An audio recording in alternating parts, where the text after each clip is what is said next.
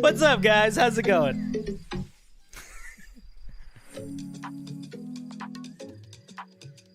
How's everybody doing today? Oh yeah, we got the forehead cam going.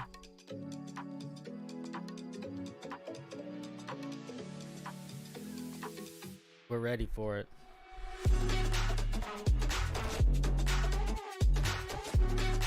I didn't put the crazy lights on because it's the daytime.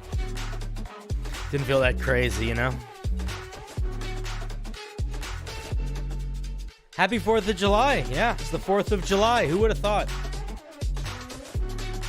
Who would have thought we'd make it around another one?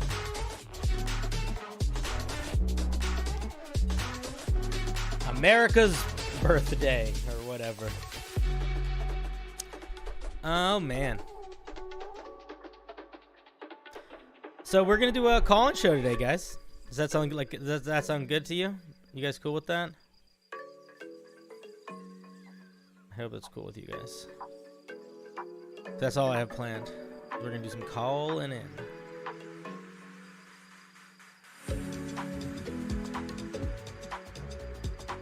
This song's pretty good. I like this one. This is one I just discovered the other day.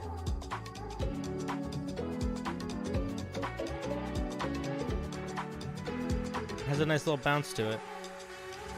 You know?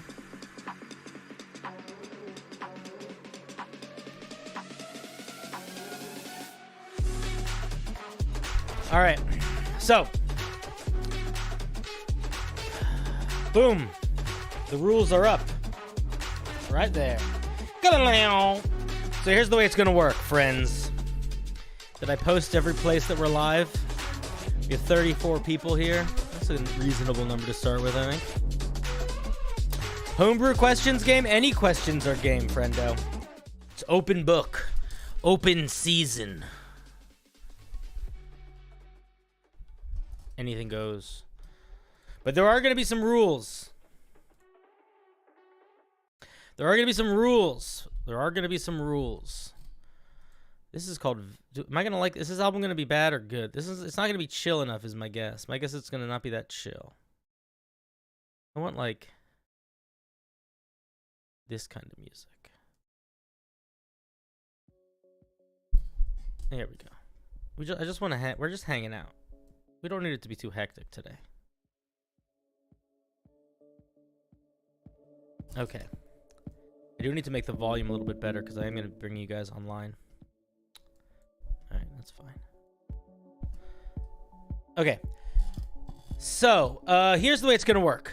I'm going to open... So, I have a Discord channel. If you want to call in, we're doing a call-in show. Hi there. My name's Cinder. We're doing a call-in show. You can call in if you want to. The way that it works is you're going to hop in the Discord. The link to join the Discord is in the description of the video.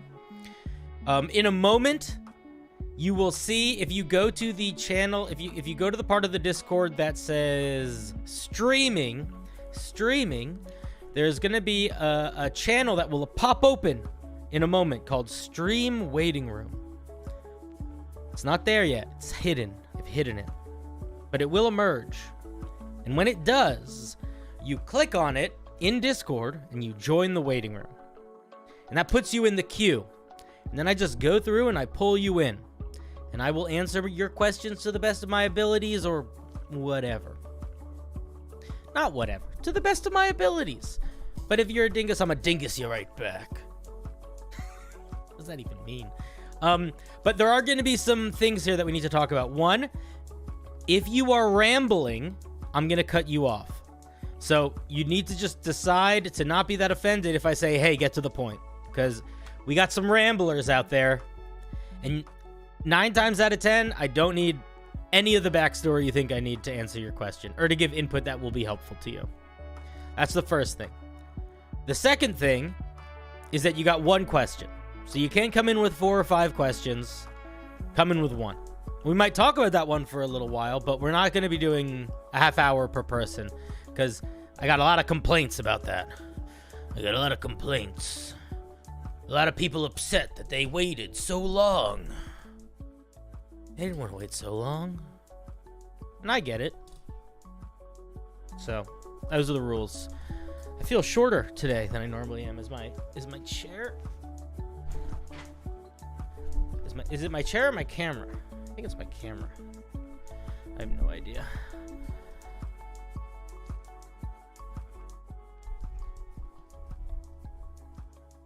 Okay. Everything seems good in that regard.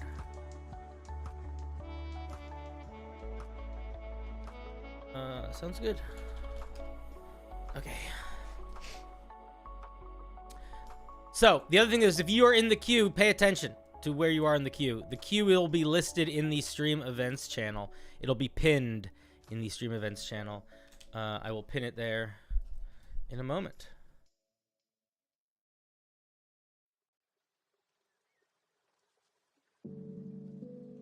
It's pinned right now. It just doesn't have any names in it. All right, here we go. I'm opening the queue. Is everybody ready? Are you ready? Here it's coming. It's gonna open it. It's almost open. I clicked the wrong button, but it's almost open.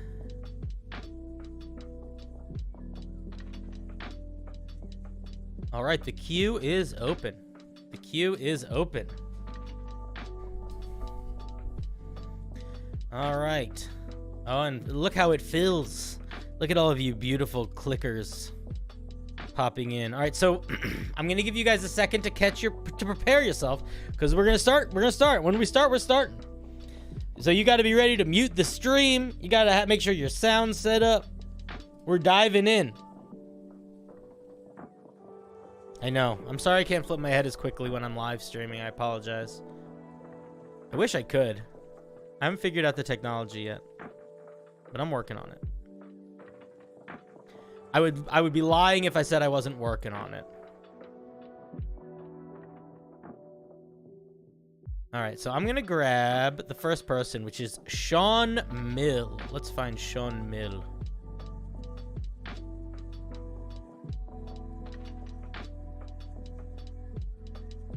I should go there too. Sean Mill. Hi. What's up, Sean Mill? I wasn't expecting to be first. No one ever is. How are you doing today?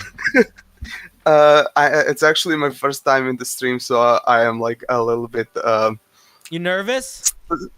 Yeah. All right. Here's what we're gonna do. We're gonna take it, because you know what? You're not alone, friend. There's a lot of people that are gonna be nervous. So we're gonna do something together, you and me. We're gonna forget. Don't even worry about anyone else. And everyone else, though, if you're waiting and you're nervous, you're gonna do the same thing. So here's what we're gonna do. You're gonna sit back in your chair a little bit, so your shoulder blades kind of touch your chair. Okay. You're going to take a deep breath in through your nose and out through your mouth. And we're going to do that twice, but we're going to do big ones. All right, you ready? In through the nose and then out through the mouth. Okay. There's one. We're going to do one more. And this one we're going to let sit for a half second.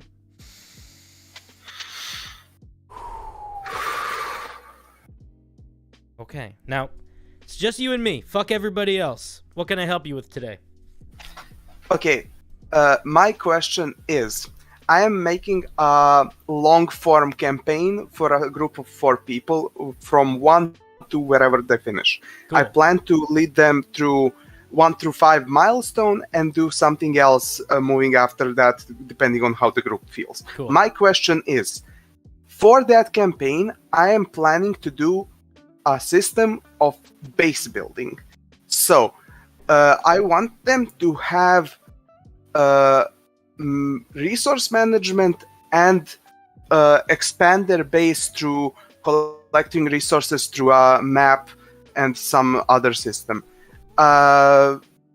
Basically exploring the world and bringing back stuff to build up their base so that they can explore more efficiently because it's a long-term campaign. Cool. So do you want more information, or I'm ready for your question. My question is, how would you go about it? Because I have a very basic system in mind, but I'm having trouble to find information about it. I would probably work with your players to figure out a system. If your players like the resource collecting and putting it in different places, I should add 2 people are complete beginners, 2 people have played before. All right, so then I would say keep it simple. So what I would do is I would probably let the players decide what they were spending their time on, and then having them roll skill checks to basically determine how successful they were. So for example, if the druid is like, I'm going to make sure we get all the rocks we need, maybe the druid could say, I'm going to go talk to the bears and see if they'll help. So I'm going to roll an animal handling check. And, doing it like that. And then how successful they are can determine how much resources they get or how close they are to accomplishing building their thing. I wouldn't worry too much about giving them a whole other system of resources to manage unless they actually want to do that.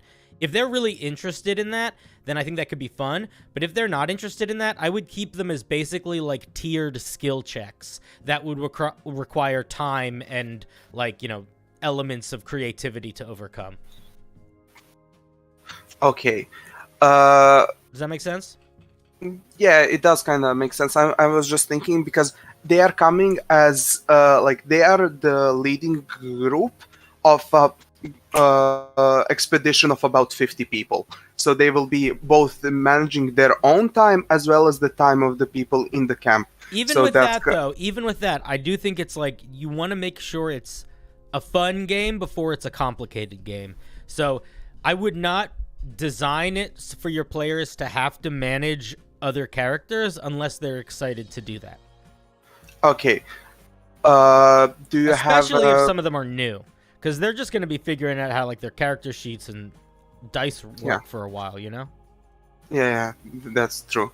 Do you have an idea how I could ease into give them examples of a more complicated and a simple version of the same thing?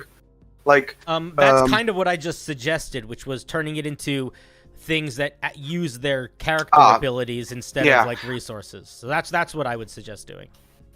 I wouldn't give them any other thing they have to do at all unless they are actively vocalizing interest in it. But that's just me. That's how I would do it. If base building is really cool, if the idea of base building is really cool for you, it's kind of your job to make that seem fun for your players. Yes. If you can't figure that out, then it's not going to work. And I can't tell you exactly how to do that because honestly, that is not fun for me. I do not like resource management in D&D. So the suggestion that I gave you would be what my dungeon master would probably need to do to make me excited to do something like that. I see.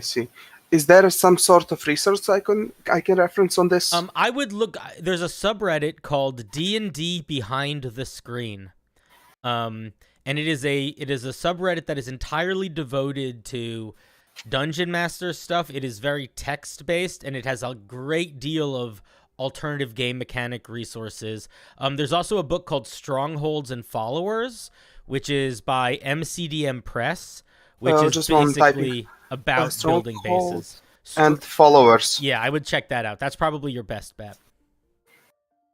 By MCDM. Yes, sir. Cool. All right, buddy. Thank you very much. Thank you. All right. Thank you very much. I love what you do. Keep going strong. I love you. I hung up on him. That's how you do it. All right, let's grab. We got Crazy Moose next, and Fracked, you're on deck. I'll tell you guys who's on deck if that makes you feel better. Let me grab Crazy Moose. This motherfucker spends money like it grows on trees. Hey, Crazy Moose. Hey. Nice to meet you. How's it going, buddy? It's going. It's 4th of July. I can hear the fireworks already. So, America, Truly, it's the land that we live in. All right. So the question I have a bit of a problem going in a campaign I've been playing for the better part of, I want to say, over 6 months now. Mm-hmm. So the DM, when we were all introduced to the idea, he said he was rerunning a module from 2nd edition and 5e-ifying it, and he told us all to make casters, right, for plot reasons. And that was true. It turns out that ties into the plot very well. But after we made all of our characters, he revealed that everyone would be under the effect of wild magic.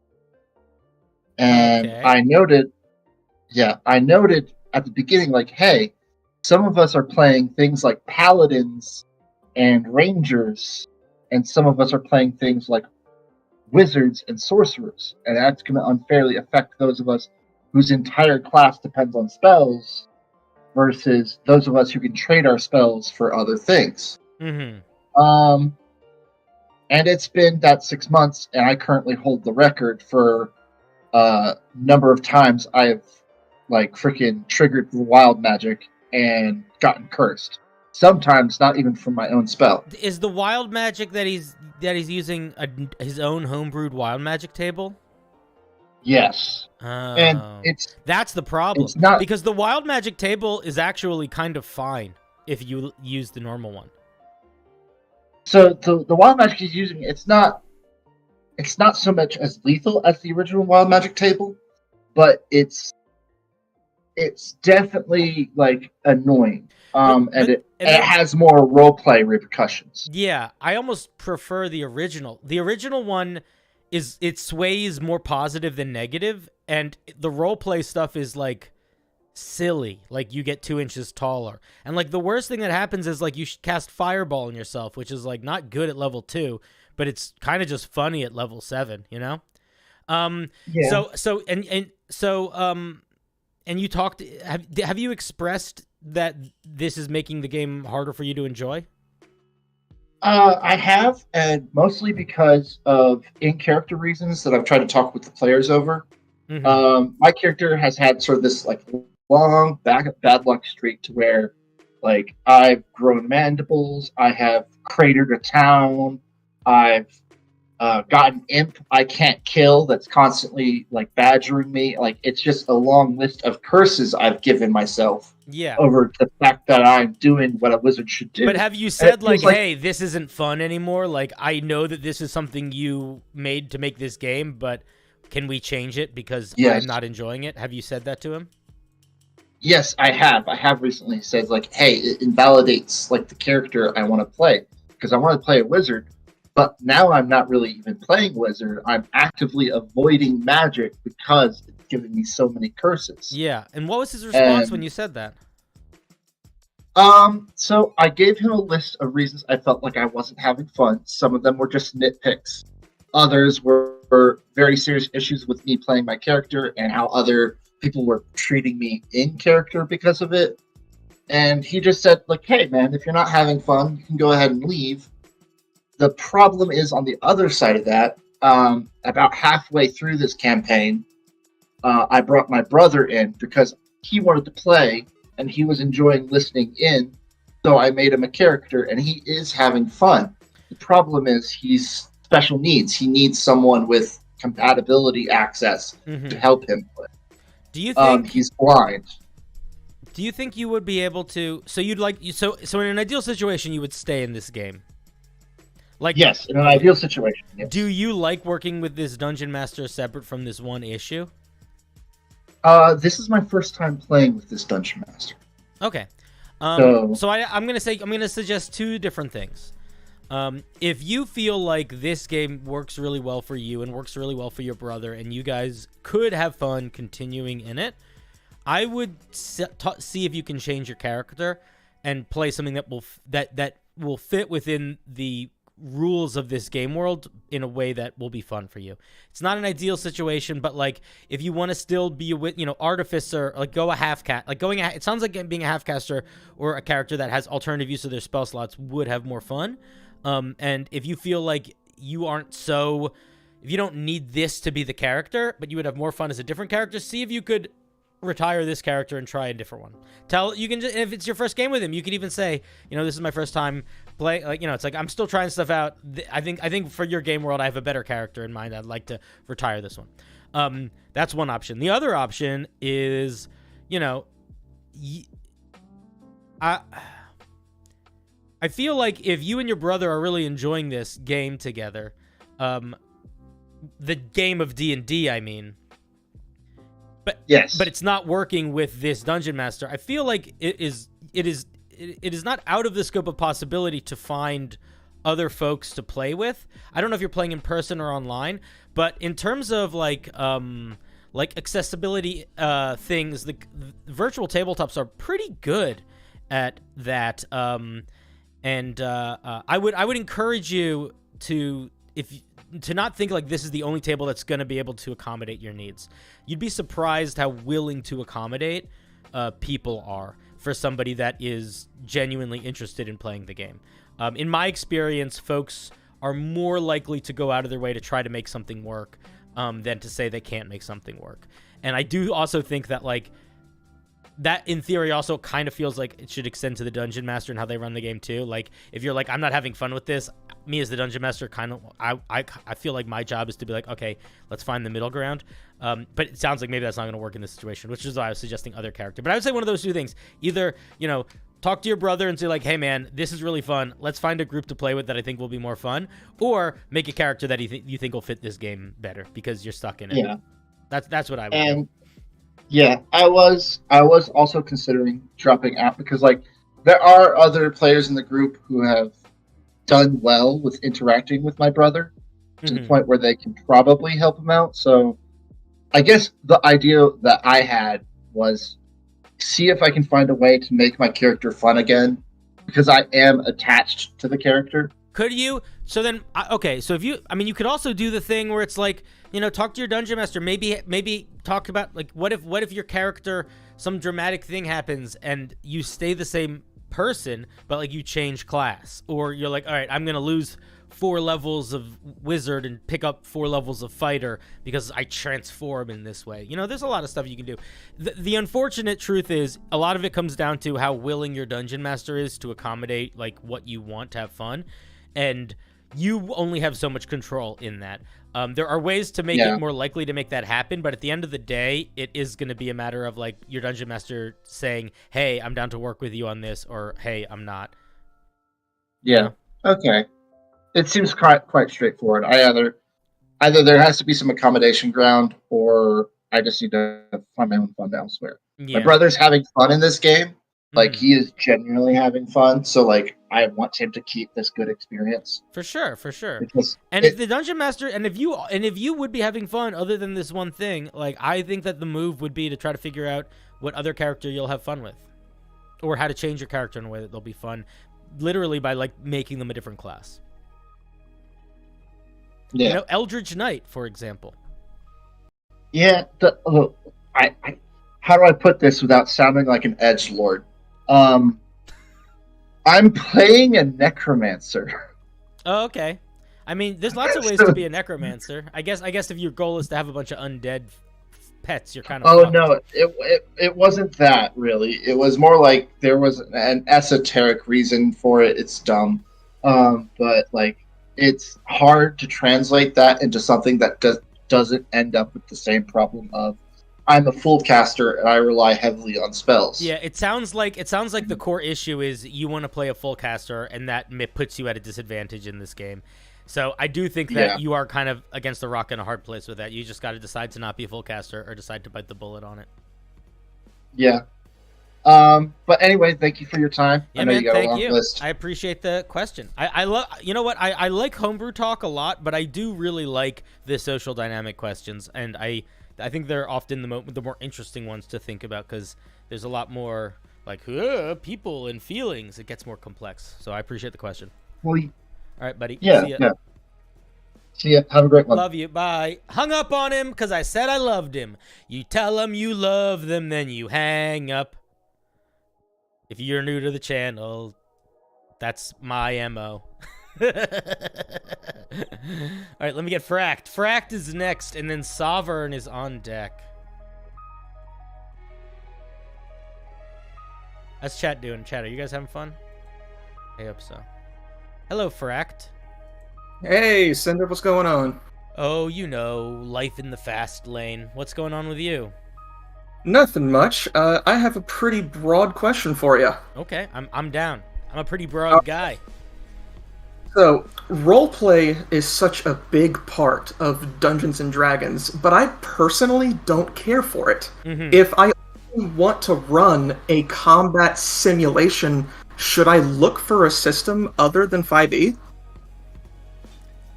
So, I think that depends. Are you satisfied with the level of complicated that 5e represents for a combat system, or no? Yes. Then I think you should look for players that want to play D&D that way. I think that you can find other systems that are going to make combat more complex and more nuanced. I think Pathfinder is a really good one for that. Honestly, 4th edition, I don't know if you looked at 4e at all, but 4e is basically a video game. Like, it feels like a video game when you're playing it. But if you don't need that, and 5e is the move. I think the move is to be very honest and say, hey guys, I want to run a dungeon crawl, like a true dungeon crawl. The story is yours to make, but I am going to be running a series of puzzles and monsters and weird environmental issues, and that's what I want to do. Because there are definitely players that want to do that, 100%. Definitely players that want to do that. Okay. If only just to, like, try out builds, you know? Yeah. That's what I like to do, is I like to meet players, talk with players about what they want to do, and perhaps try out a new subclass that they haven't seen before because they just bought Tasha's or something, and For sure. I like seeing, and If so you pitch it like that too, that's a good way to get players. So be like, hey, I want to run the game in this way because I feel like it's a fun way to experiment. And then people are going to be like, wait a minute, I have a build I wanted to try, and I'd love to run 16 different combat scenarios with it. You know? all right.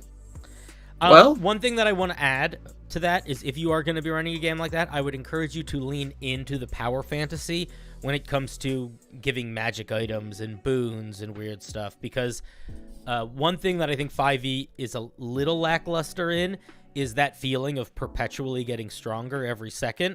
A lot of it, because it's not always intended to do that, because there is a lot of space that is dedicated to roleplay. But if you're really leaning into, like, we just want to fight and grow, I would say be generous with the bonuses and the magic items and stuff. oh, for sure. Yeah. All right. Well, thank you very much, Cinder. You're very welcome. I love you. Goodbye. All right, that was Fract. Next, I'm gonna grab Sovern, and then Quispy. You're on deck. Guys, I'm hanging up on you so fast now, so just be ready for that. I'm gonna as soon as I say I love you, that means you're done talking. You're gone. So don't be sad when I do that. If it isn't the Sovereign, the mighty maestro of the celestial undead spheres and the strange cacophonous creatures roaming the waste. Hello. Hi, hi, Cinder. How's it going, buddy? Let me get ripped.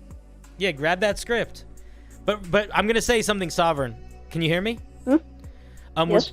We're doing one question because I want to be able to get through people because it was taking too long before. So if you planned on multiple questions, I want you to take a second, pick whichever question is the most important to you, or you think is the best, or whatever, and then that's gonna be the question. Oh, okay. I'll just pick the first one. Today I have a very common yet necessary question.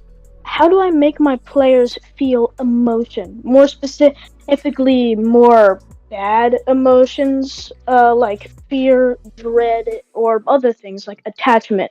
I really need the attachment part. Okay, cool. That's a great question. So the easiest way to make a player feel attached to an NPC or to a place is for them to benefit from it in some way. A lot of players start thinking about the game world that you're playing in that video gamey headspace. So, like, if, for example, there is a little old lady that's, like, you know, you can give her a whole story or whatever, but one thing that she can do is she can make health potions. So, like, if you go visit her, that's a place you can always get health potions.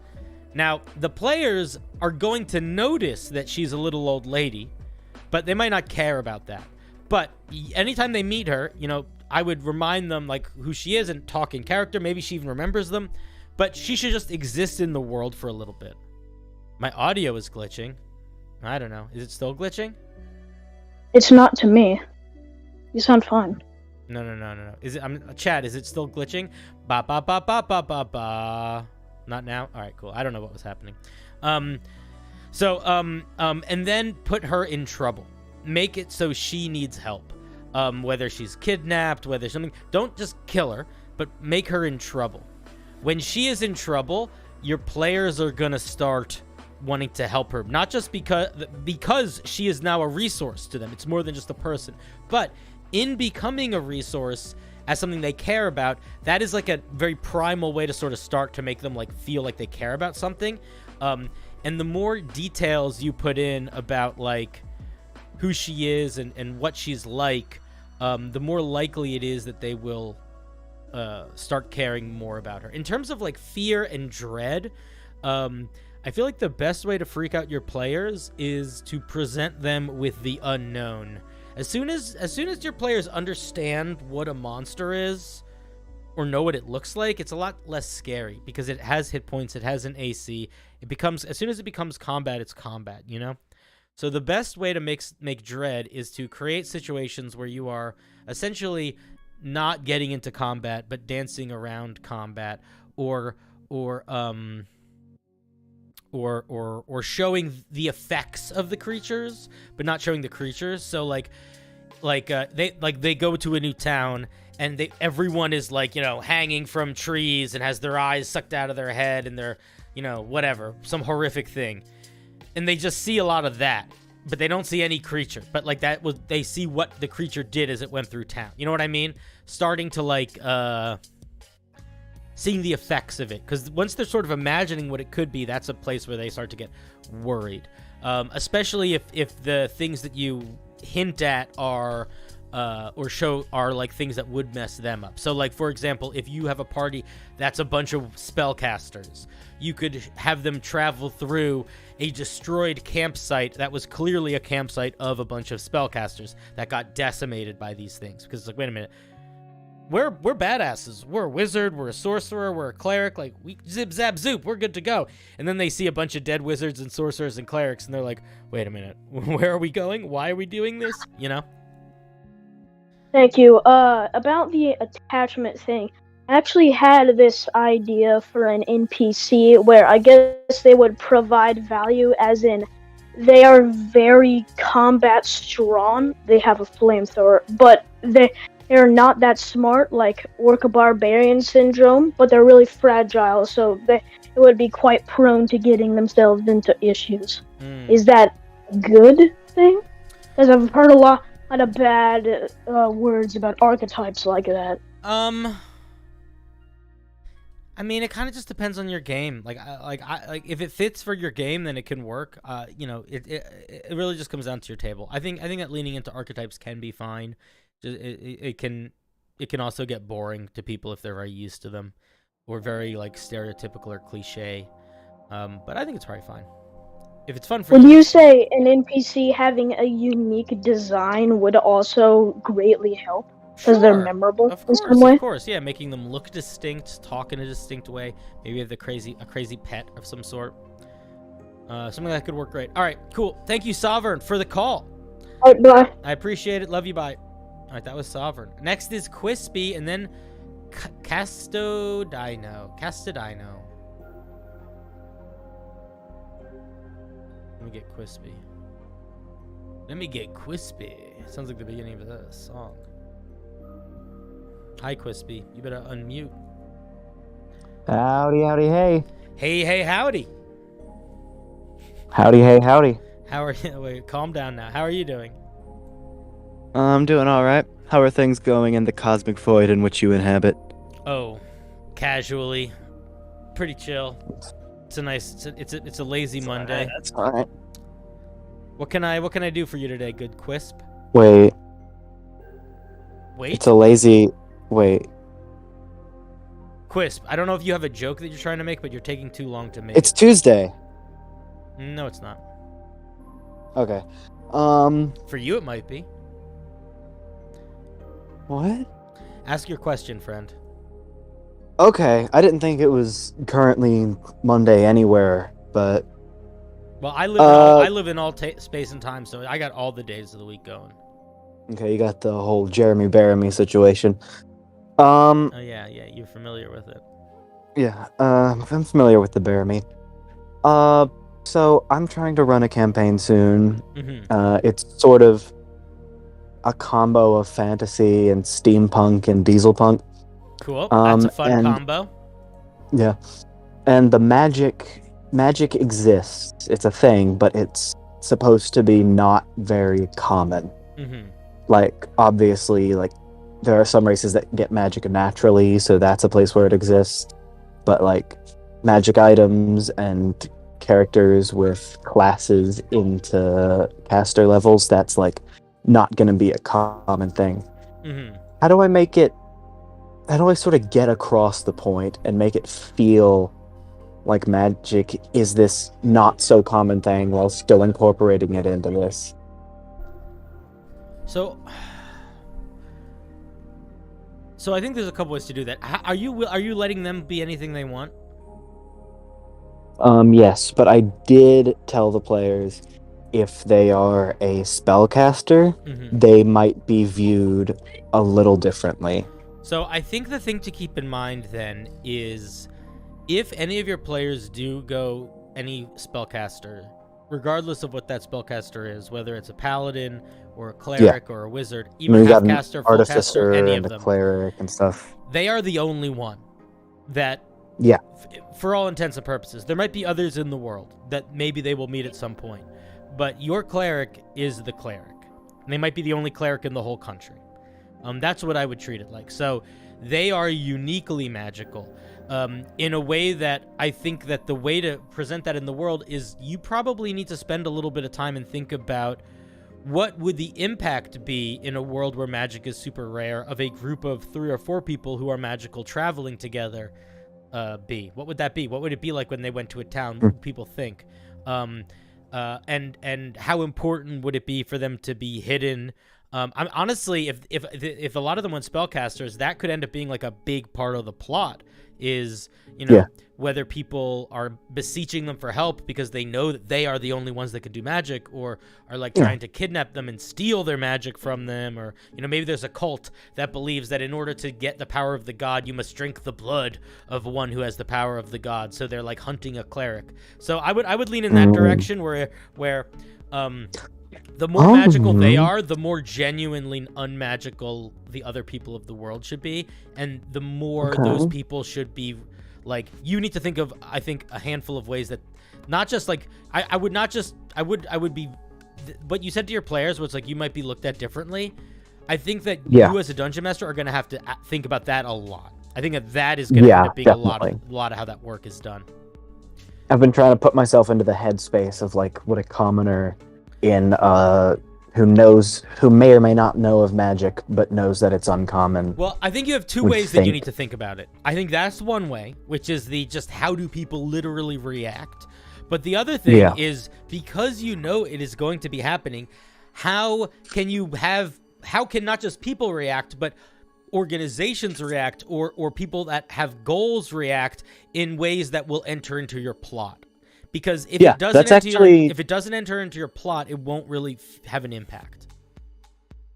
Yeah, that actually is already having an impact, because the closest thing to a plot is that they are all either seeking or being sought by the Navy, the Skyship Navy, as privateers. Oh, okay. It's an Airship Pirates campaign. Cool. I think I've mentioned that before, but I don't expect you to remember everything every single one of your viewers ever says to you. I do, though. I remember all of them. I just sometimes act like I forget them. In your massive brain. So I think it would make sense. I've already established that they're seeking out the cleric for their natural, inherently magical getting away abilities. with the second question. Ask it. What? You're starting to ramble. I need you to get to your second question. Right. That was just a question. I was just saying that it does make sense what you said. The whole thing about having organizations seek them out, and that's already what I'm planning on happening. Okay, cool. Yeah, so I just think lean into that. And then Yeah. also like make magic items very, very special and like Yeah, hard to get yeah. and, like buried in lost temples and shit like that. There's that. Or maybe there's like a super wealthy, nasty Yeah. nobleman who has like one magical sword, and everyone's like, "Oh shit, he's got a magic sword." I have plans for like a recurring like salesman kind of character who might eventually have a magic item for an incredibly large price. All right, well, be careful. If he's not super tough and the price All right. is too high, they might just take it. All right, buddy. Thank you for the call. All right, I got one more thing to say. I love you. Bye. I hung up on you before you could say it. I know the game. I made the game. I am the game. You don't get to say shit. That's how you hang up on someone after you tell them you love them. All right. Next up is Costadinos, and then after them is going to be Master Roxas. So be ready. Be ready. Prepare yourself. Hello, Costa. Hello. How are you? Good, you? Oh, I'm belligerent. What can I do for you today?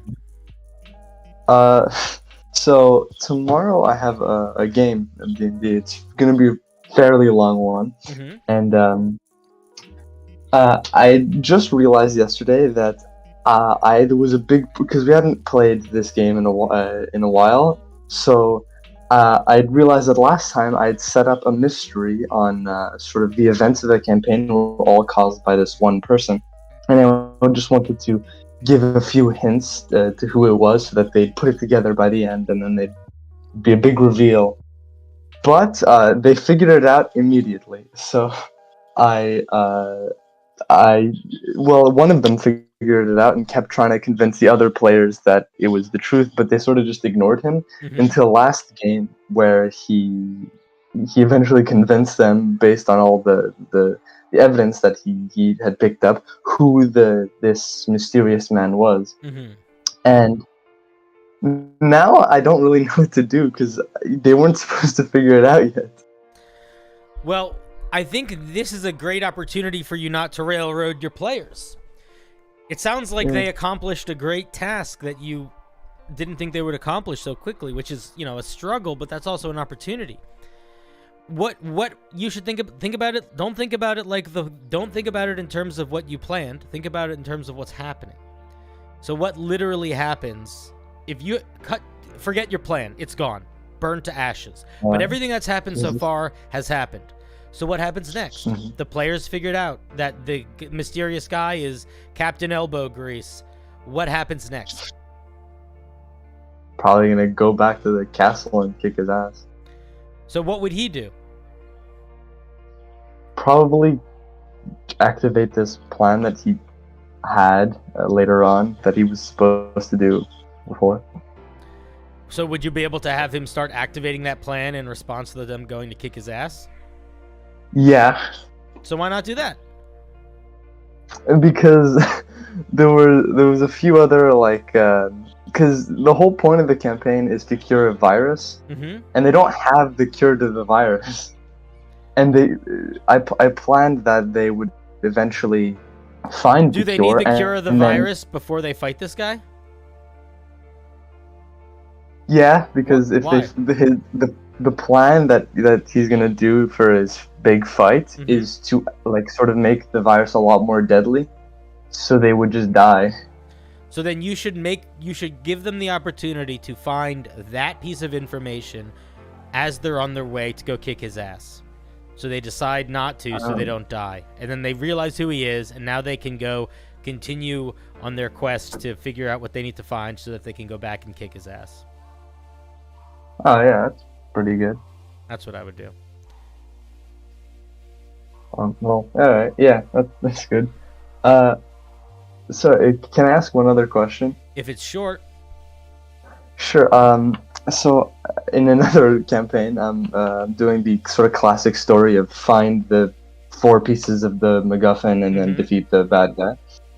And I had the idea to sort of keep for the guardians of each of these pieces to be guarded by a dragon. And I'm not. and since I recently watched the video from Dungeon Dad about the pink dragon, I thought a pink dragon would be a cool guardian. But I'm you need wondering to get to your question. Yeah, sorry. I'm wondering what they should do to sort of convince the dragon to let them have it, because clearly they can't fight it. They're still very underleveled. I think two options. One, I don't know anything about pink dragons, so I would encourage looking at the video and picking something that pink dragons are into. Or don't have a solution. Make them need to figure it out. They have more brains than you. You don't need to every problem you give them doesn't need to have a solution that you plan. I don't plan almost any solutions for my players. Oh. Just don't have a solution in mind, and don't decide there's a right or wrong answer. Let them present things, and if they present something that's good and they roll well, let them succeed. Easy. Well, like, what if my players are really stupid? Then kill them. Oh, okay. That makes sense. You know, or have the dragon imprison them and have somebody need to free them or something, you know? Huh. All right, yeah. If you're too worried about your players being stupid to have them talk to a dragon, and you don't know, you're nervous about the outcome of that, I would not have them talk to a dragon. Either be okay with them being stupid and prepare for that, or don't, and don't force it down. Don't force it to happen. Oh, okay. Yeah. All right, buddy. Thanks. Yep. I love you. Love Bye. you. Bye. All right. Next, we're gonna get Master Roxas, and then we're gonna get Nox. Let me get the Master.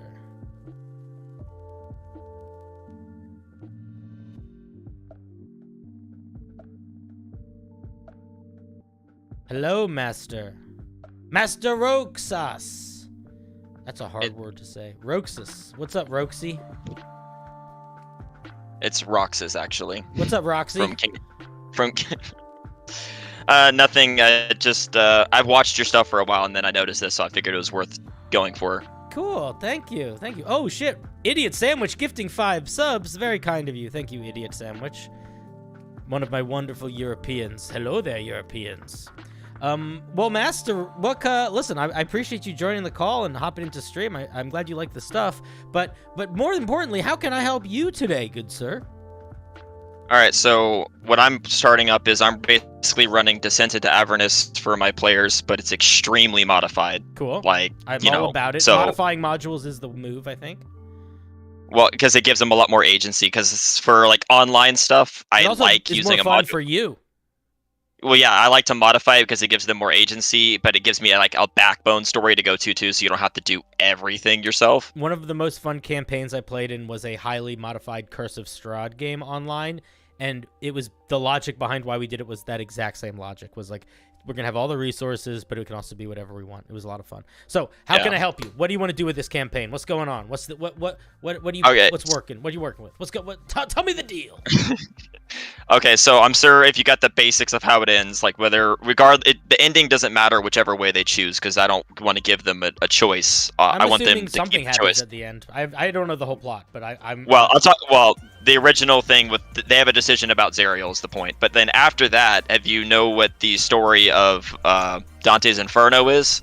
Yeah, you go to the middle, then you go to the top. Well, like Dante's Inferno is the descent through every single layer of hell until you get to the bottom to beat up Satan. Yeah, but then when you're done though, then you do the walk up. The Inferno is just the first book. But yes, I understand. I know that. Well, what's your question? So you're trying to beat up Satan? Well, it's the idea of having the campaign extend to where they have a motivation to go fight Asmodeus at the bottom, who is considered a greater deity. Cool. And it was just kind of looking for like suggestions and ideas, because his true form is actually a several mile, like the 100-mile long serpent. Wounded Serpent is his actual true form.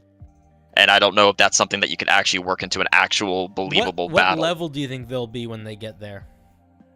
They would easily either be at 20th level, and I'm also looking into homebrew options for allowing the epic level up to 30. But I have to like look at it to see. Yeah. Epic levels can be really fun if everyone's down to do the work. That's the only downside to them is they are more work because it's just more stuff to pay attention to. Yeah, but they can be. Very I'm not fun. Taking it I'm not taking it lightly. It's something that I think that if you are gonna be doing level 20 fighting or higher, I genuinely think it's worthwhile to try to think about how to make them fight something that is cartoonishly, like, anime big. You could do it like you could run it like God of War, where fighting the monster is kind of like climbing the monster is like the fight. So like in the same way that like a normal dungeon would have like 5 rooms, you know, it's like the puzzle room, the danger, whatever. There's like a bunch of rooms that you go through and then a prize at the end. The dungeon, quote unquote, of Asmodeus would be them climbing the body of Asmodeus to like get to Asmodeus's head. So like it wouldn't even be like I'm fighting Asmodeus. It would be like I'm fighting Asmodeus's shins, and then I'm fighting Asmodeus's like weird demon belt, and then I'm fighting Asmodeus's torso. You know what I mean? And it's like it could the layer actions and legendary actions and stuff could be like its claws trying to scrape them off its body, or casting spells or summoning things or whatever. But I would lean into it like that way, where you look in, and maybe the final level, like when they reach its head, they kind of like enter into a weird void space where it has like a stat blocked form that they fight. But yeah, there's a couple homebrew options I've seen that like there's some that are CR30 and there's some that you can mod up to be like CR40 that would fit an epic level if the players wanted to do epic levels. Yeah, like but that's, I would encourage you to not just make it a fight. I would encourage you to make it like a experience. Like a climbing. They literally climb the thing like a mountain, but it's a monster. Yeah, like an entire thing where it's possible to gain help from deities and stuff that are assisting you and taking them down, so then they could heal you in lieu of like long rests because you really can't take a nap on Asmodeus' back. Yeah, for sure. And there can be like his little demon mites that like, you know, clean him, like coming to fight you and stuff. I think it'd be cool. It's a fun idea. Because he's chilling down in his palace at Nessus, and if you like scare him enough, then his true form would awaken because it's like curling below his palace or whatever. Mm-hmm. So like you could make that awaken, and that would be an interesting concept. I thought is what I was thinking. So it's just like looking for insight on that. Yeah, I think it's a cool idea. I would lean into that, and I would lean into making it a level as opposed to just an encounter. Well, yeah, like the entire, like that's like the final dungeon of the game is actually getting to him. Exactly. Because like along the way for every level of hell, you'd condense the archdukes of the layers of hell to either you have to defeat them or you convince them to help you, because a lot of them actually hate Asmodeus just as much as you do. Mm-hmm. So it's kind of like finding allies, because you can't just take down a greater deity without help. Yeah. It doesn't matter if you're level 30, because you need help. Yeah. So that's just what I was looking at. So like, climb to his head, make it like a dungeon experience, and then have some sort of final actual stat block encounter. For sure. With maybe multiple phases. Yeah, it's gonna have to be hectic, but that can be a lot of fun. Yeah, because that's kind of what I'm looking at, is just like starting it off simple, and they think they're just playing Descent into Avernus, and then they like beat the final boss, and it's a giant worm. Yeah, it's a good idea. Yeah, and they just find out that there's a lot more than they have to do. It's like, oh yeah, by the way, there's more than just Avernus. There's 8 more levels of hell. Yeah. All right. Cool, man. That's a great idea. I wish you luck. All right. Thank you. All right, yep. I love you. Bye. All right. Next is Nox, and then we have Kuwaitus. Let me grab Nox. Hey, Nox. What's up? Unmute when you have a chance. Can you unmute? Hello? Hello, how's it going? Yeah, can you hear me? I can. Can you hear me? Going well. Yeah, I can hear fine. Tell me, how can I help you on this wonderful 4th of July? Alright, well, first off, I just want to say I love how your approach to leaning on Homebrew for your content, I feel like is really cool. Oh, thank you. I appreciate that. Yeah, I feel like you're the Homebrew YouTuber. Oh, I'll take it. Don't tell the other Homebrew YouTubers that. That'll piss them off. I'm new to the game compared to some of these guys. Yeah. Well, I'm a virtual tabletop developer, cool. And I wanted to ask you just thoughts about how you could better, like any useful things that you would find for implementing Homebrew in virtual tabletops. I think that if there was a, so I am the tabletop that I know how to use the most is Roll20, but I have experience with Foundry and with Owlbear Rodeo and with Tailspire all a little bit. But I would say in terms of a homebrew, the ideal situation in my mind would be if there was essentially a stat block that I could click that was empty, but I could click a button I could basically be like, this thing attacks with D6s, it has a +5 to hit. Like, I could like very quickly plug everything into exactly where it needs to be, and I wouldn't have to like go into the back end to build it. But like, it was designed to be built at that moment. I think that building homebrew stat blocks when you are prepared is not that.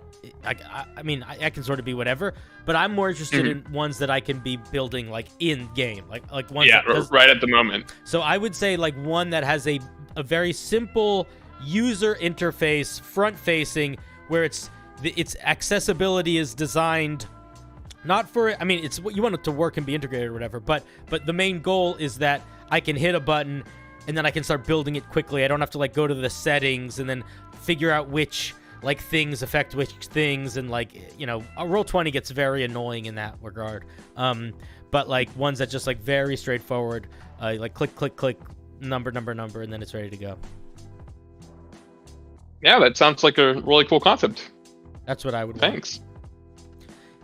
If you were going to be making it for 5e, there's also some systems you could integrate into it. Like, if you could integrate, like, the monster building rules into it. Like, for example, if the monster is small, its hit die immediately are set to d6s. Or if it's, the things like that, where it's like, those things kind of sync up. The CR automatically sets the proficiency bonus or whatever. But yeah, I think it's a cool idea. That's what I would want. All right, great. Thanks so much, and I hope to catch you on another of these events. Do you work on anything that you want to shout out? Sure. It's Quest Haven, a PC and VR virtual tabletop. Quest Haven. Do you know what else I would want? Is it questhaven.org or questhaven.com? Play questhaven.com. All right. And thanks for the shout out. Yeah, sure. I wasn't gonna. There you go, chat. I was trying to avoid. No. Yeah, I don't care. Chat. Go check it out if you want to.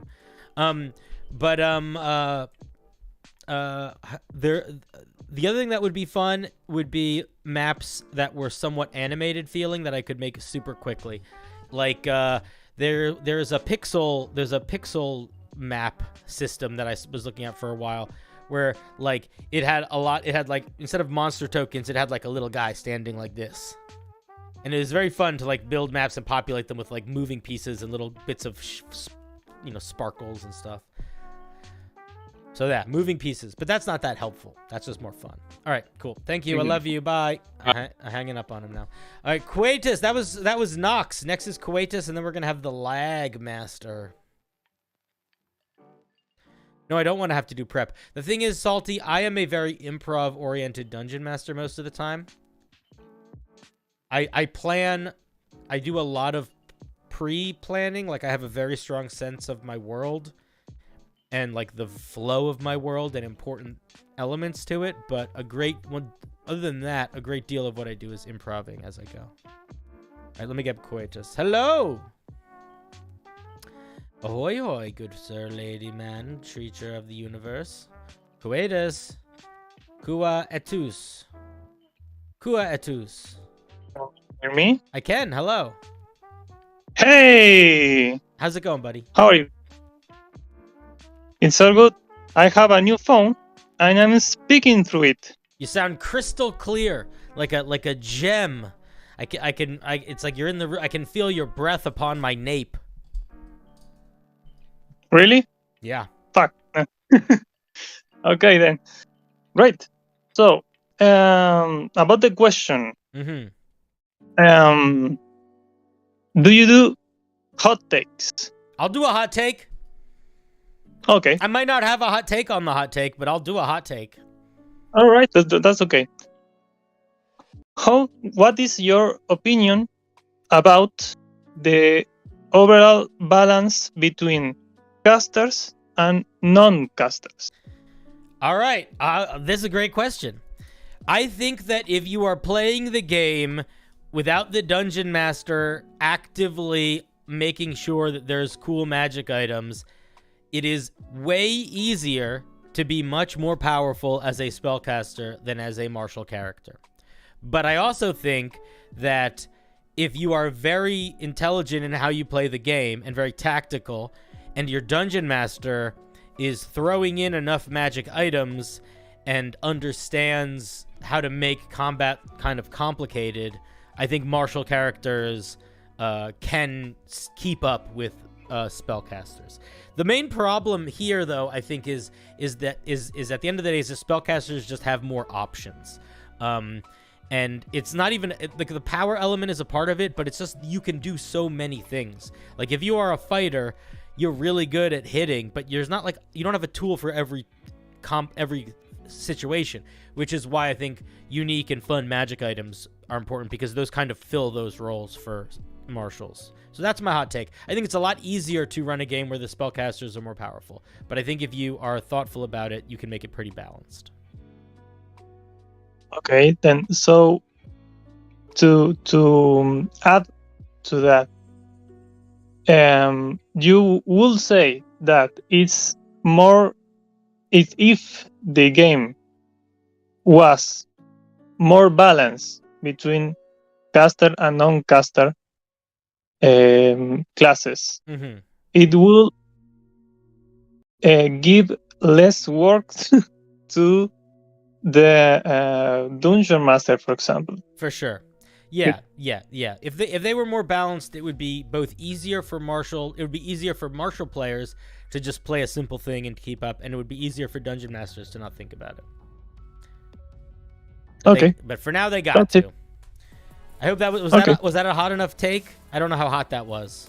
It was like a lukewarm. I think it was hot enough. All Yes. right, cool. All right, buddy. Thank you very much for the Okay. call. Love you. Bye. All right, next is going to be Lagmaster, and then it's Kim Love. Let me grab Lagmaster, and then it's Kim Love will be next.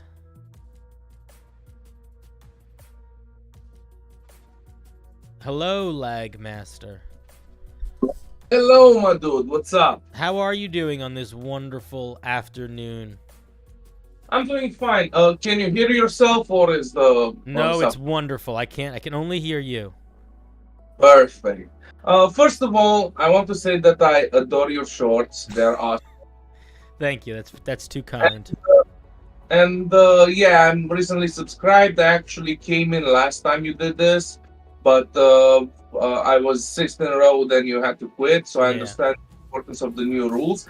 I had more questions, but I decided to focus on the important one. Cool. It's actually two questions, but I combined them in one. Regarding economy, Mm-hmm.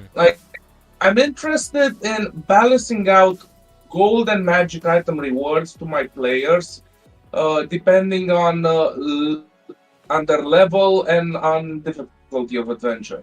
Mm-hmm. Because I've done the artifact giving at low levels, which was hard to maintain and to balance, but Mhm. it was fun. I Mm-hmm. managed to do that. And I also played on the other end when the group managed to get quite high level, like 5 or 6, but they barely had any gold or resources like that. So I'm trying to find a balance where I can get a good economy and also some good options for the players to purchase when they have gold. What can you aid me on this? So I would say that the most important thing to have a good economy for specifically magic items is to, I would suggest, honestly, the main thing I would say is look for other people that put each magic item at price points, because what is annoying is that not all uncommon items are equal. Not all rare items are equal. There are some uncommon items that should not be cheap, but there are some uncommon items that totally could be cheap, and it's not a big deal. So a lot of that will have to come from you looking at the items and deciding where you think they sit on that spectrum.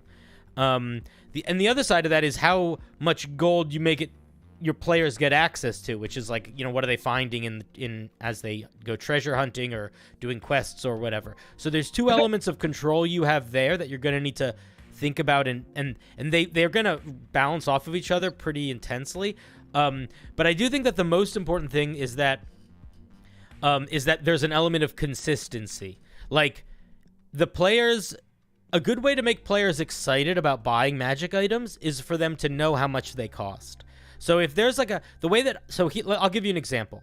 The way that I run magic items in not all of my home games, but in my main home game, is that any magic item that is in the book, like any traditional magic item in like the Dungeon Master's Guide, they can buy. All of those can be purchased at stores, at least uncommons, rares, and very rares.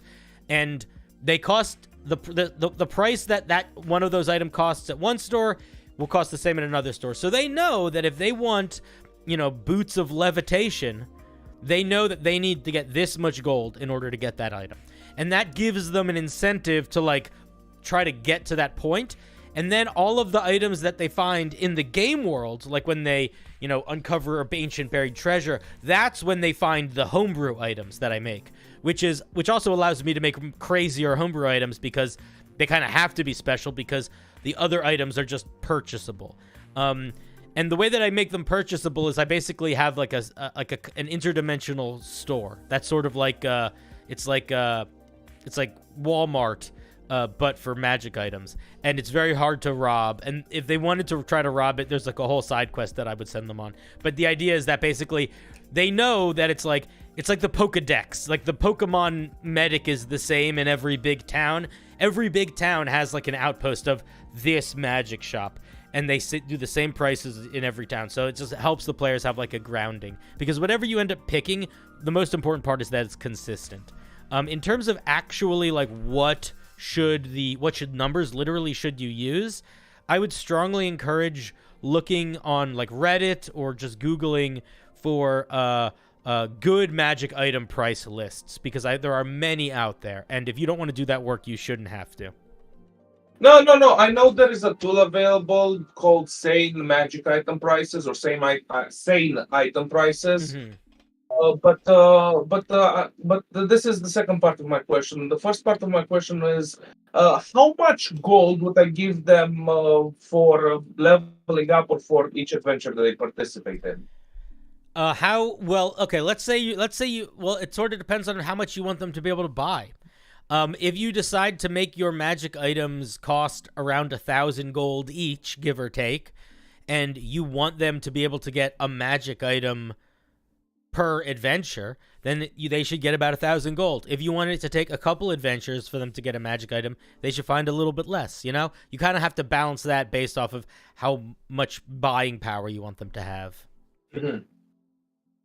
I see. And other options that they can buy with other than magic items? With other objects, I would say make them not super expensive. There's not a lot of you might run your game differently, but in my experience, there's not a lot of mundane items that players can use in really powerful ways. And when they do have an idea for one, it's like very specific and they're really excited about it. And if my players ever have a really clever way to use mundane objects, I usually want to let them try to do it, because it's something that people don't do that much. But if they're like, we need to buy 100 pounds of chalk because we got to draw a giant chalk drawing to scare the dragon, I'm like, yes, you guys will be able to find 100 pounds of chalk. So I usually make mundane items a little bit cheaper. Okay, well, thank you so much for the assistance. You're welcome. Thanks for the question. Keep doing what you do now. Say that you love me and then hang up. All right, I love you. All right, next is it's Kim. That was funny. Next is it's Kim Love and then Repco. Let me grab Kim Love and then Repco. You'll be next.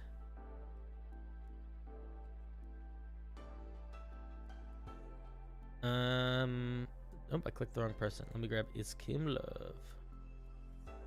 Hello, it's Kim Love. It's Kim Love. It's Kim Love.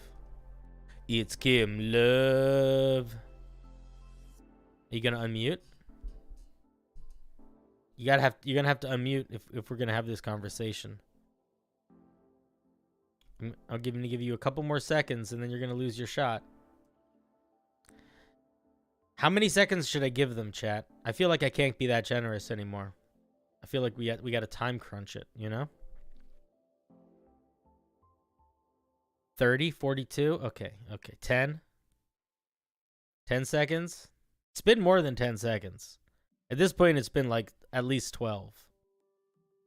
Maybe 13? They're typing. Oh, they left. I guess they left? All right. And that was Kim Love. They said something in the chat. Oh, it's so far away. I can't read it.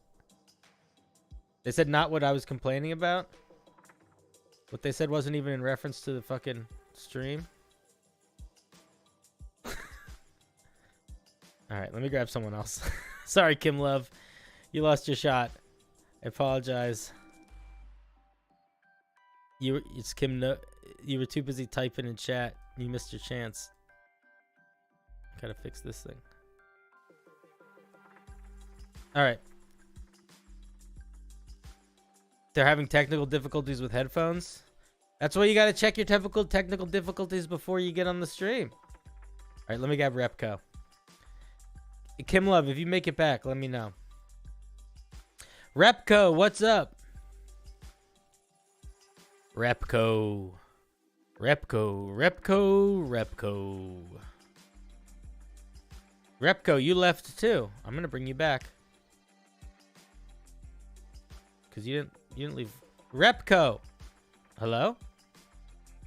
Uh-oh, did you not set up your sound either? You might not have. Repco, you're in my chat right now. You need to unmute. I can't hear you. You need to plug your microphone in. Plug your microphone. Hello? What are you doing, buddy? Hello? Why do you keep leaving the chat room I'm putting you in? I'm going to try again. Don't fucking leave. Just set your mic up. Hello? Hello? All right, well, Mac Gun, get ready, because you're next. And it looks like Repco is figuring their shit out. Like, Repco, this is your last chance. I'm going to count to 3, and then I'm going to pull you into chat. 1, 2, 3. Repco, can you unmute? And then we can talk. You're muted now, but you are in the correct room. I will count to 3. 1. Hello? Hello? You don't have your mic set up. Okay. Can I? Hello? Sorry. Hello? Jesus Hello. Christ, that took too long. How's it going, buddy? Hi. Sorry about that. It's late. It's late where I am. That's so okay. I'm a like, tired, it's a good thing I'm benevolent. What can I help you with today? I want help with homebrewing races. It seems very complicated, and I'm struggling with it. How do you homebrew races in D&D? The most important thing is that you want to make sure that the features you give them help fill out a sort of flavor, but are not particularly stronger than features that you would get from a class. So, for example, if you look at something like the lizard folk, they get a bunch of different features. They get some natural attacks. They get a bite attack. They get a swim speed. They're good at holding their breath. They're good at building little objects. They get like a thick hide. All of that is sort of to represent, you know, their survivalistic abilities and prowess. But none of them are like, you know, none of those things are particularly stronger than any class features. I would not give a race anything. I wouldn't give it more than like 4 or 5 features. And if you're giving it 4 or 5 features, they can't be that crazy. So like certain features will basically make it so you can't give that many others. Like if you give it if you make it being able to fly, that's kind of like you can't really give it anything else that powerful. And yeah, if you're going to give it something cool it can do, it should be able to do it once per long rest or short rest or proficiency bonus times per day. That's what I would say. And then you also just want to have a strong, clear vibe that you want to go. Like with any homebrew, you should have a sense of what your goal is before you start. If you don't have a sense of what your goal is, it's going to be really hard to tell whether or not you've succeeded or not. But if you have a sense of what your goal is, like what you're trying to make, you can try to build towards it, and you can sort of use it as an anchor point to see like if it's a good idea or if it's working or not. All right, that's pretty good. That's pretty good advice. Because like I tried doing something similar on like D&D Beyond. You know, D&D Beyond is a homebrew feature, and it was like really confusing to do, and it was. Well, D&D Beyond is also like annoying to build within its system. You can also just do it on a Google document. You don't need to use D&D Beyond, but you can. But sometimes I find it's easy. Like whenever I'm writing homebrew, I don't plug it into anything until it's written. So I write it all in Google Docs first, easier, just because it's easier for me to like organize my thoughts. That might help also. Yeah, no, I actually recently tried doing that. I actually submitted to your reviewing D&D homebrew thing. Very cool. It was called the Sword of Yin and Yang, and it was a cool thing. But yeah, I might resubmit for your next one. Hell yeah, you totally should. All right. Well, I hope that was at least a little bit helpful. The other thing that I would say is look at other ones. The best way to write a subclass is to, like, if you're trying to make a barbarian subclass, the best thing you could do is look at barbarian subclasses. So if you're like, I want to make a type of elf, look at all the types of elves. Or if you're like, I want to make something that's like sort of like a dwarf, look at what dwarves get. You know, like you want to see what's out there so you can sort of use that as a periscope. Not a periscope, a barometer. You could use it as a periscope too, but that won't help. All right, thank you. Yeah, man, I love you. Bye. All right, that was Repco. Oh, I'm glad we figured out their mic. We didn't have to just not talk to them. All right, let me grab Mac Gun, and Sin is next. Mac Gun.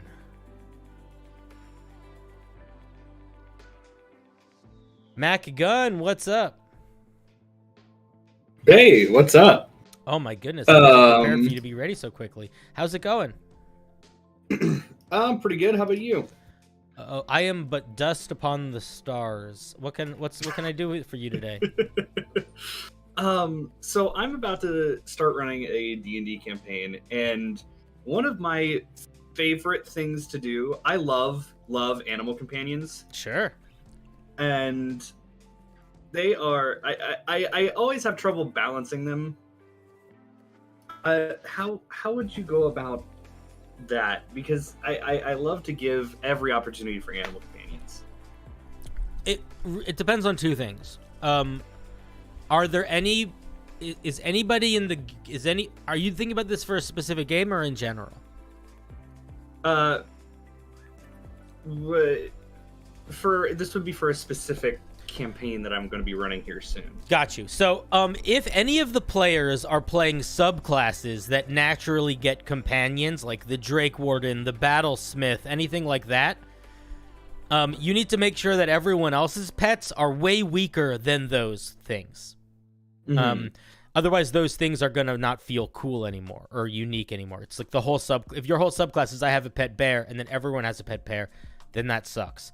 So I think the easiest move is to keep the animal companions as basically CR0 monsters. So things like rats and spiders and pigeons and that sort of thing. That's what that's like the easiest way to do it. If you don't have any players that are having pets or minions, then you don't need to be as thoughtful about that. But I would again hesitate against giving any individual something too powerful, unless you're going to give everyone something powerful, and then you have to plan for that for like how you are balancing your game. So another way to think about it might be to do sort of like what they do in like Avatar: The Last Airbender, where you have like Appa and Momo, and they're not really anybody's pets. They're kind of just like a part of the adventure, you know? Right.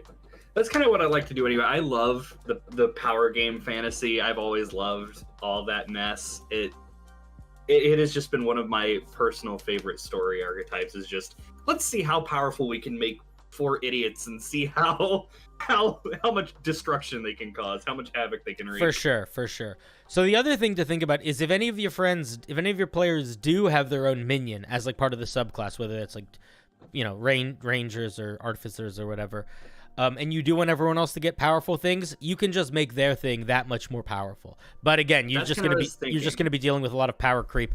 And the other thing is you need to pay attention to how their subclasses build, because most of those subclasses get features for their pets. So like if the ranger's, 14th level or 15th level feature is that your Drake is now large and it can fly and you can ride it, then if you give them that feature at 7th level, you have to be ready to give them something else equally as cool and impactful at 15th because you already gave them that feature early. You see what I mean?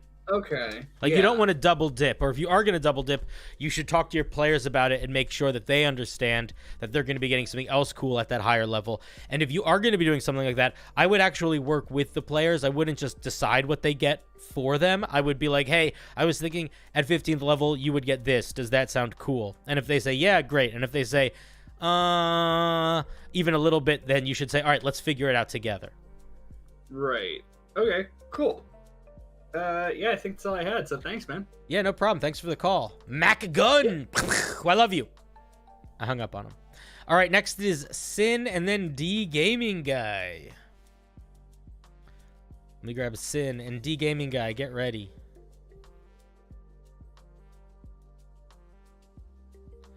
Sin.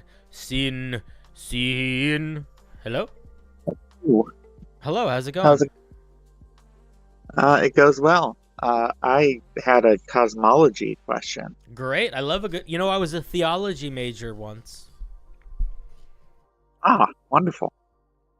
What's your question? So there's different types of systems. I'm running a Spelljammer game, and there's different types of systems. Like there's a heliocentric system in Kryn, but in Gray Space there's like a geocentric system, and for the Magic the Gathering systems, they never really like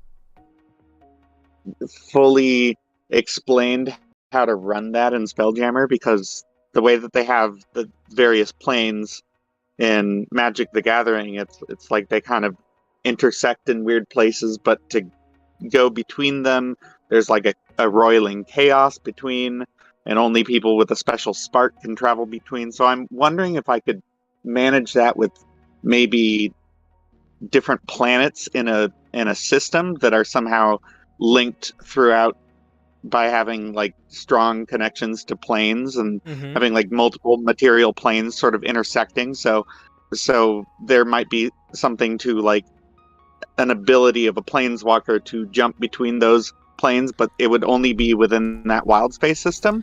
Or if I should literally have it be like a confluence of actual planes and like not actually. Which one do you think? Okay, the way to answer this is two things. One, which one do you think will be easier / more fun for you to build in your own like back end work? And then two, which one do you think will be more fun for the players to experience and use as a mechanism of, gameplay?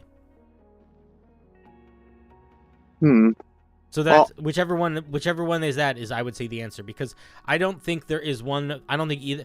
I also don't know anything about any of the things you just said. I don't know anything about magic at all, so all that was all gobbledygook. But I will say that I think that if you're trying to think about radically different ways of making the planes explorable and traversing between realms, the question is, which method do you think leads to more interesting gameplay or more fun gameplay?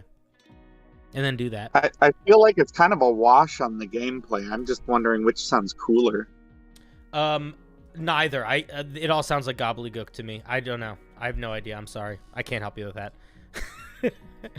I was confused by both of them. So I would say you should go with whichever one is more fun for you. I mean, you're the dungeon master, right? Yeah. Yeah, so just decide which one you think is cooler. Which one are you gonna have more fun working with? All right. And if you don't like either of them, make something else that you have fun with. You should make sure you're having fun. At the end of the day, my goal is, what I'm saying to you is, the only thing that actually matters is if you're having enough fun to make it interesting. Because if you're having fun enough to make it interesting, then the players are gonna have more fun, and then everyone will have more fun, and you'll have that moment where you and you high five with slow motion time stops. It'll be so cool. Sweet, you're wonderful. Thank you. All right, I love you. Oh, God, fuck you. You hung up on me. You hang up on me. You hang up on me. You hang up on me. You hang up on me. You hang up on me.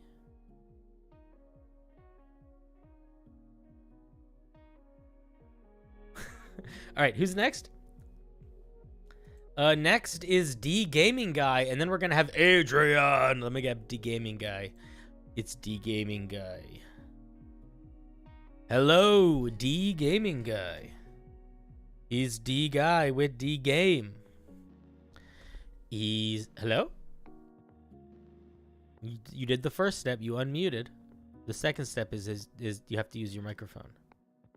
You have to click the little thing that says user setting at the bottom or at the top or wherever it says it, and then you have to click to make sure your microphone's plugged in, and then you gotta talk through it. D Gaming Guy, I can't hear you. D Gaming Guy, I can't hear you. All right, chat, we're gonna give him 10 more seconds. I was slow, I know. Cinder having an existential crisis. I have them every single time we stream. Yeah, right now he is D Silent Guy. Oh, hello. Sorry, was that something on my end? It definitely wasn't on my end.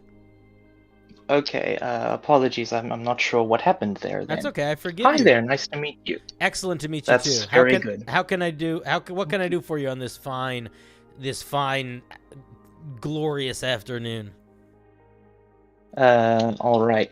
So I'm running a long-term campaign, and pretty much in essence, gameplay-wise, they're going to be traveling all throughout the world and collecting a bunch of MacGuffins, bring together, make something cool. It saves the day. Mm-hmm. Now, is there any recommendations or ways that you could suggest how I could make acquiring these MacGuffins unique, so that long term it doesn't feel boring? Like they go here, they collect it after defeating a bad guy, or they go here, they do something else. Because well, there is going to be an element of that if there are 3 objects that they need to collect. They're at the end of the day they are collecting 3 objects. So I think the most important way to handle that is to make sure the environments and the ways that they have to go about finding them are very different. So like, for example, one of them could be very straightforward.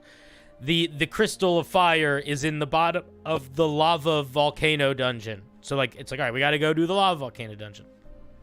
But there could be a situation where they go try to find another one and it's gone, and they have to figure out who took it. So it's like they're still going for the MacGuffin, but now they're doing like a mystery, whodunit type thing.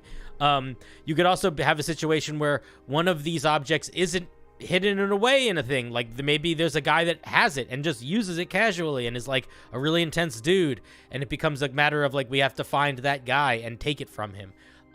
So I think that the two things to work on are, one, having like them all in kind of different environments where the players are challenged in different ways and get to experience different elements of gameplay.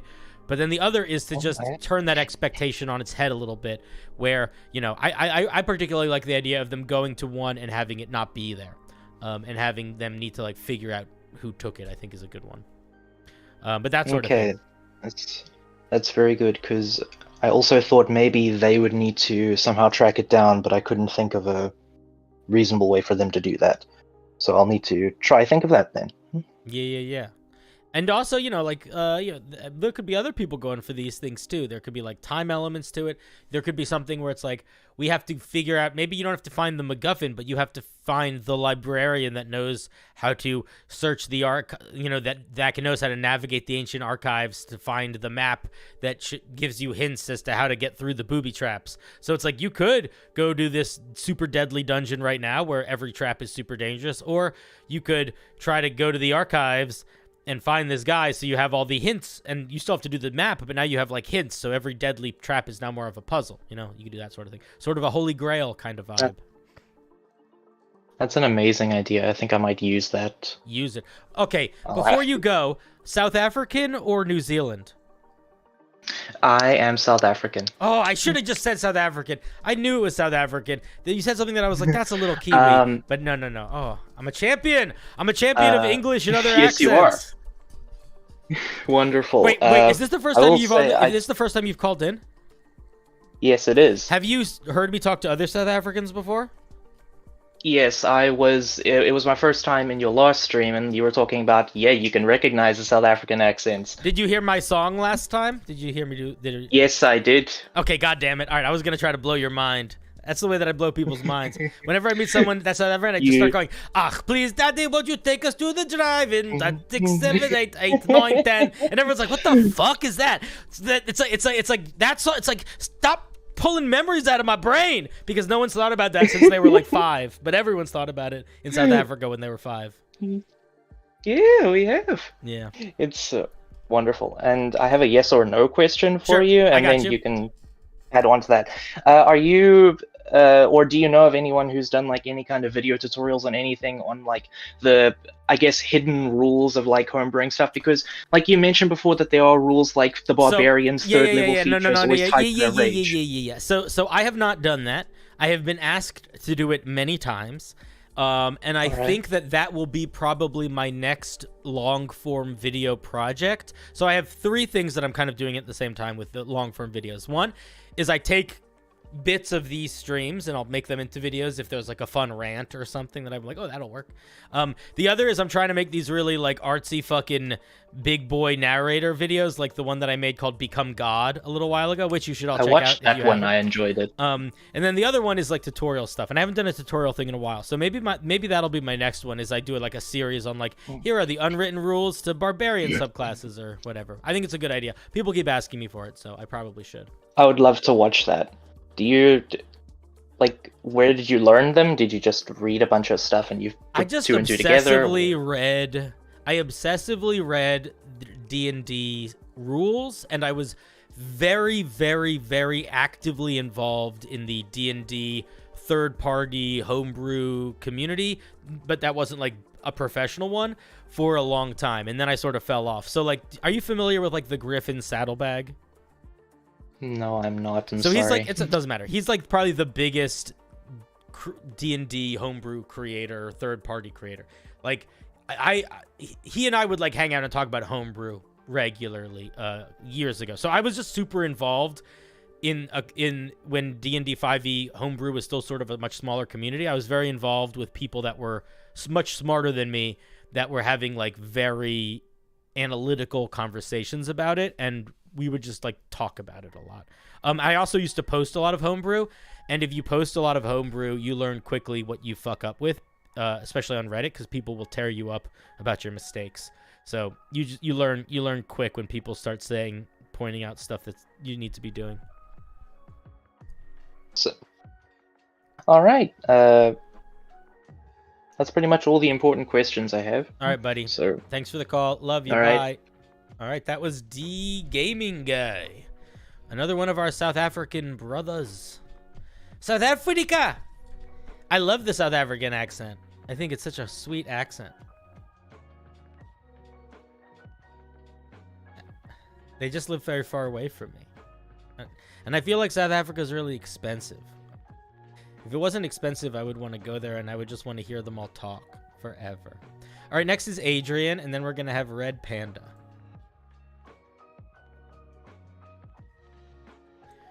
The New Zealand accent is also fucking amazing.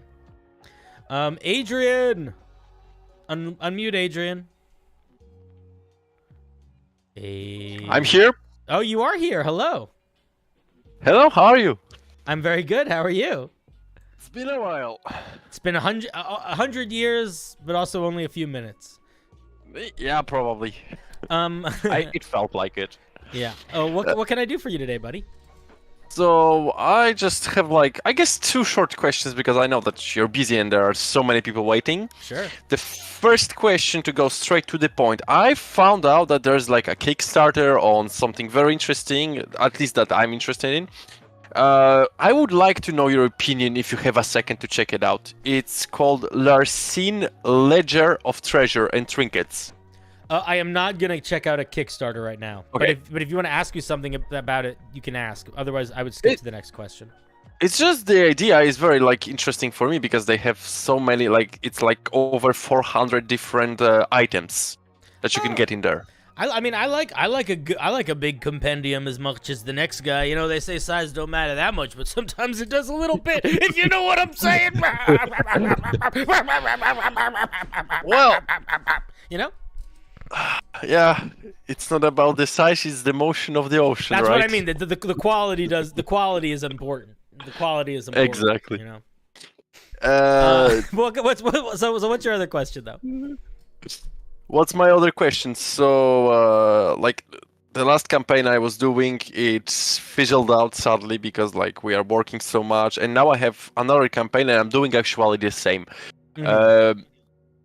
Do you think that I can like repeat the campaign I did with the last group, and like it would be okay? I mean, of course, I'm gonna change it a little bit, but I didn't get that far. But like, I can reuse the stuff. Did you really like it? Did you like it?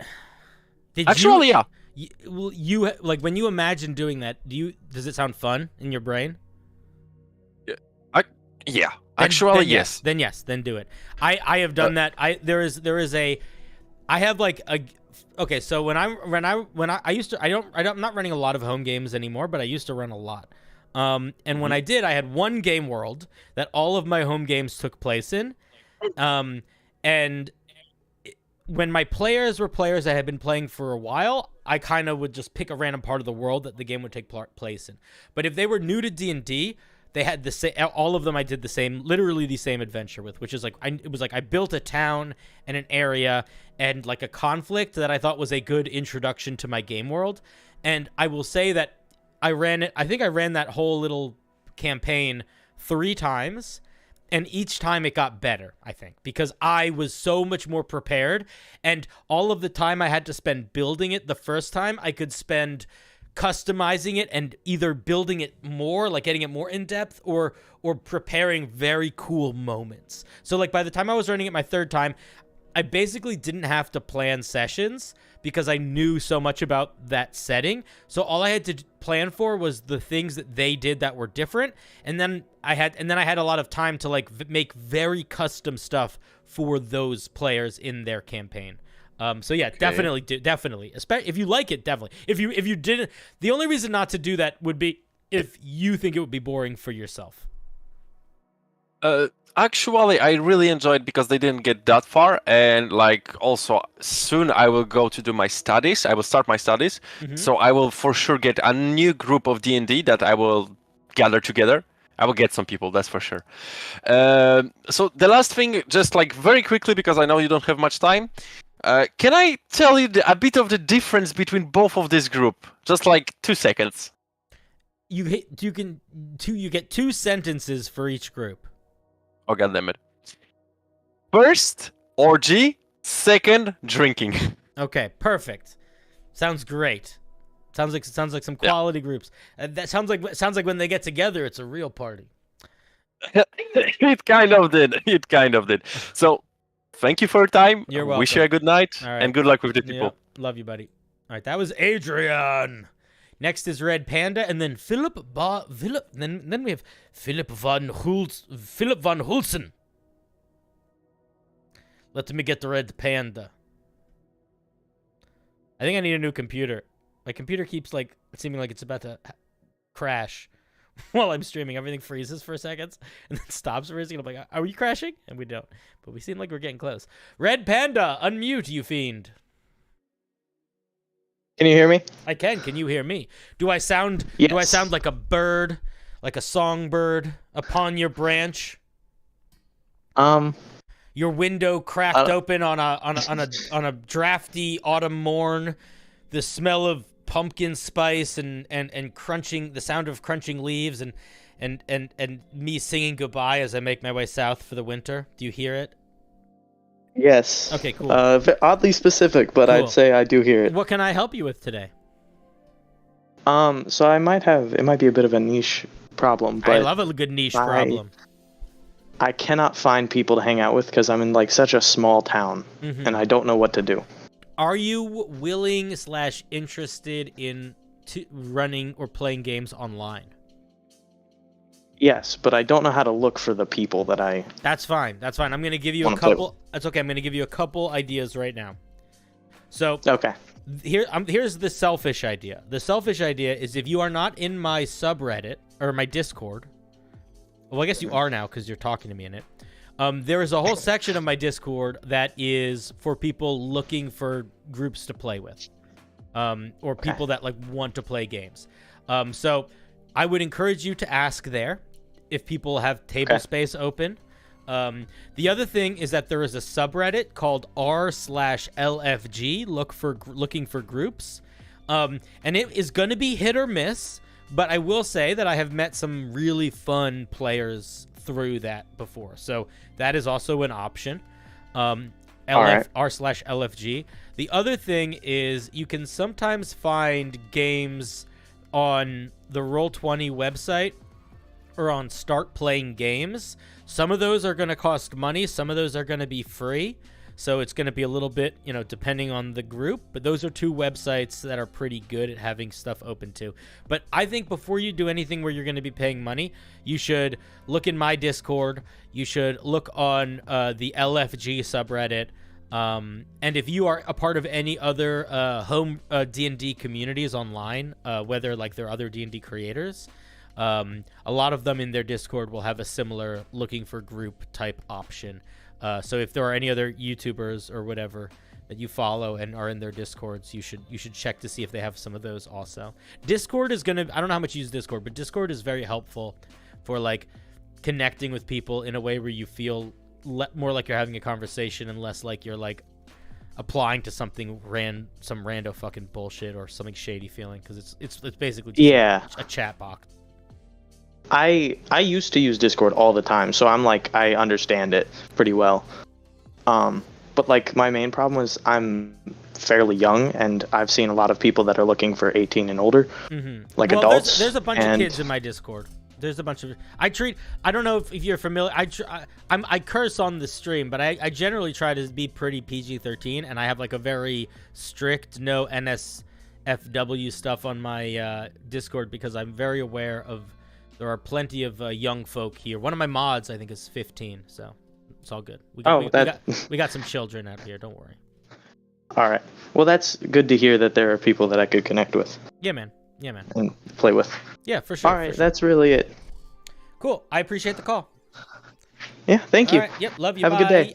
Click. Oh, damn it. He got a goodbye in after I said I loved him. Fuck.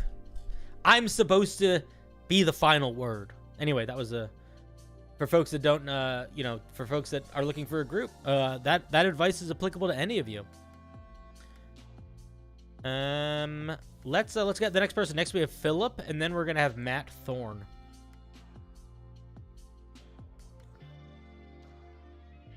Did I not? Hello. Hello, Philip. Hi. Hello. Yes, Sorry, hello. my Discord just farted for a second, so you didn't move over, but I see you here. Hello, welcome. Hi. I would like to start off by saying I love seeing your beautiful face every once in a while. You have to be careful. If you say too many nice things to me, I might hang up on you. But I'll accept that one. I accept that one. I'm just saying. If you say those three little words, though, there's a good chance I'm just going to say goodbye. You can say you love my face, but if you point that love too directly at me, I don't know how to take it. Okay. I had one question. Sure.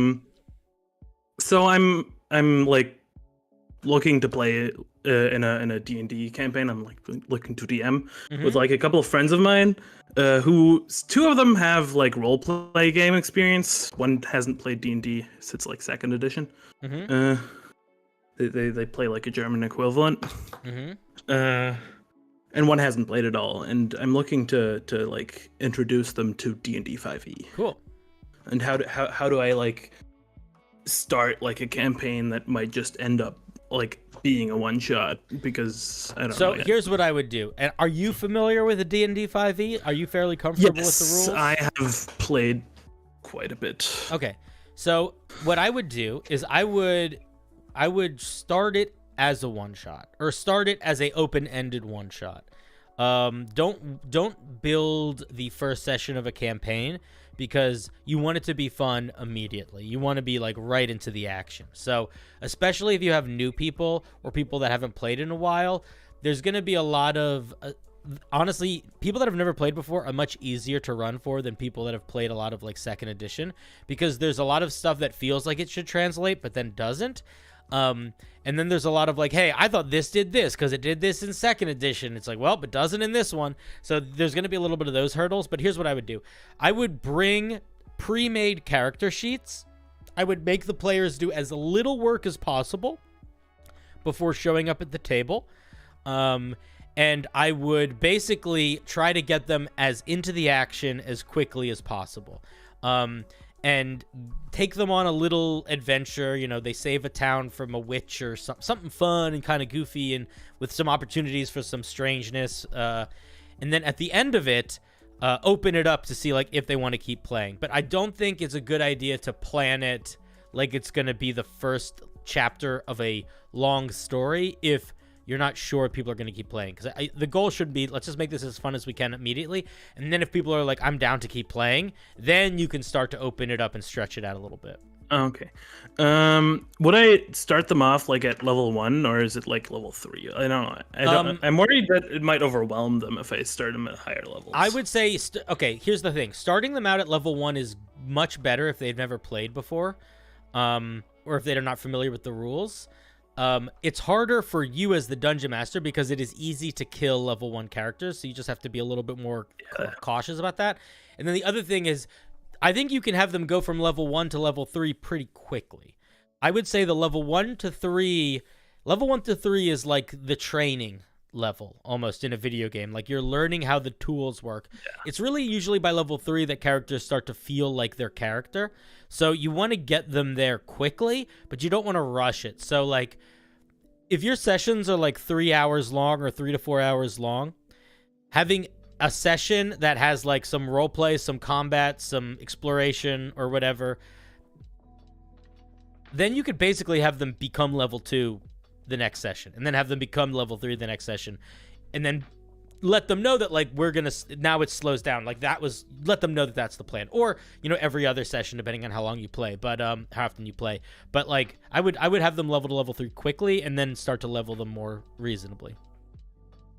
Okay. Are you in Germany? I am in Germany. I mean, what city? Aachen. I have never been to Germany, and I want to go to Germany very much, and I'm scared to go to Germany for 2 reasons. One, I don't speak German at all. I can yell 3 phrases because I know them from movies. That's the first thing. The other thing is I haven't been to Europe in a long time, and who knows what's going on there. But I want to go to Germany. Germany is one of those places that I really want to visit. Yeah, Germany is fun. I will let you know that there's a lot of people that will just accommodate you in English. Because, really? I mean, they'll pretend. Will it help if I scream at them and say, I need English American here? Will that make it? Will that be, I hear that Germans really like that. They like big, boisterous, loud Americans, really emotional, lots of like eye contact and hugging. No, yeah, but like people will pretend that they don't know to speak English very well, but we've been learning from like 1st or 3rd grade, depending. Okay. So we know English. We just like to pretend that we don't. All right, I accept. So if somebody doesn't understand what I'm saying, I'm just gonna assume they do. Yeah, but some old people don't. No, the old people better know better than anyone. I'm gonna start yelling at them. Yeah, and some people are weird and didn't put a lot of effort into their English, but they know a little bit. Okay, that's good to know. Well, listen, if I ever go to Germany, you'll have to get me whatever you get people in Germany, a hamburger. Fantastic. All right, buddy. Thank you for the question. Good luck with your have a good game. one. I hope it's fun. Love you. Bye. Yeah. All right, that was Philip. Next is Matt Thorne, and then we're gonna have Molly Mock, the Molly Mock. Believe it or not, who would have thought? We got a celebrity on the stream today.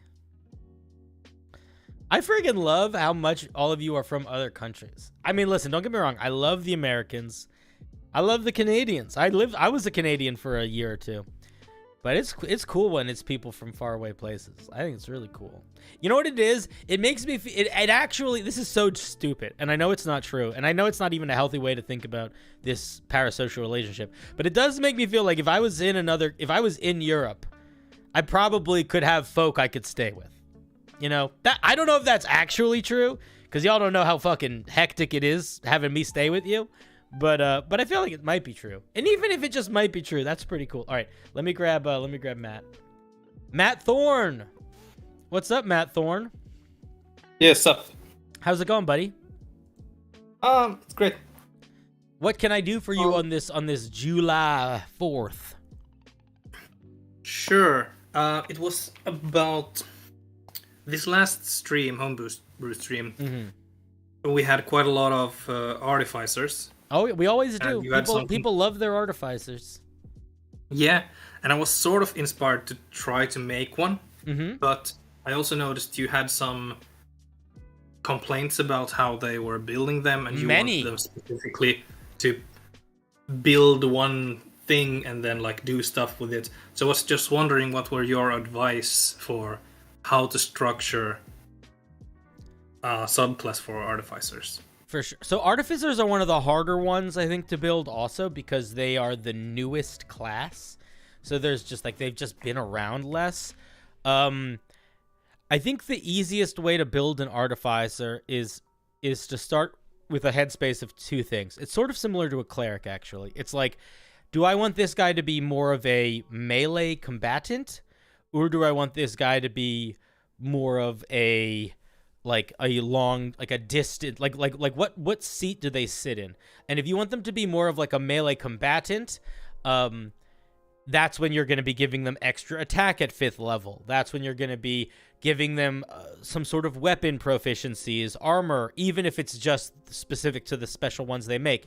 If you want them to be more utility or more ranged, or have their device or whatever their project is be something that's less combat oriented, that's when you want to lean into them having more, like at 5th level, getting a way that their cantrips enhance, or a new unique sort of utility weird feature. Most artificers, I think, end up getting extra attack, but that's a pretty big thing in terms of just like structurally, like you want to think about like the roadmap of like, are these guys martial or not, but also I do think that it is very good to think of an object that is their object, and maybe the entire subclass is centered around that object, maybe only part of it is, but having an object be the key component to an artificer, I think, is one of the things that makes them unique, and it's also one of the things that makes it easier to build them. In my opinion, when I see an artificer that is not working, it's because it is too ambiguous. They're trying to basically make it like it creates a different form of magic that it can do. But that's not really the way they're built. They're not building new types of magic. So like I think that in older editions, the artificer was sort of seen as like the crafter. It's a craftsman, right? Like maybe they're really good at building sorts of things, but that is not the artificer in 5e. So when you try to build an artificer as a craftsman, you kind of hit a roadblock, because in 5e, the artificer's crafting is them just picking magic items that they get infusions for, and a subclass feature that they just get. So for better or worse, I think that if you're trying to build a crafter, you don't need to make it an artificer. It could actually just be anything, because an artificer is not inherently a crafter in the mechanics. It might be in the flavor, but it's not in the mechanics. But if you are building an artificer, what it is in the mechanics, they have a unique device or object that is a part of their loadout that is a key component to like 2/3 of their subclass features. So that's what I would say. Whether it's the armor of the armorsmith, the dog of the battlesmith, the bag of the alchemist, the crab rocket of the artillerist, like all of them have an object. So you want to figure out what that object is. And it could be more broad, less broad, but that would be the main thing I would think. And I think that's also the main thing that people struggle with doing and often forget to do. Like they might make an artificer that's a ceramicist. I am the artificer of ceramics. It's like, okay, what does that actually mean and do? Well, you have this whole new crafting system. It's like, all right, well now this class is 2.5 pages and kind of feels like it doesn't feel like an artificer anymore. So that's what I would say. Give it an object, build around that object. All right. That's all. That's all I got. Thank you for the question. All. Love you. Bye. All right. God damn it. Man.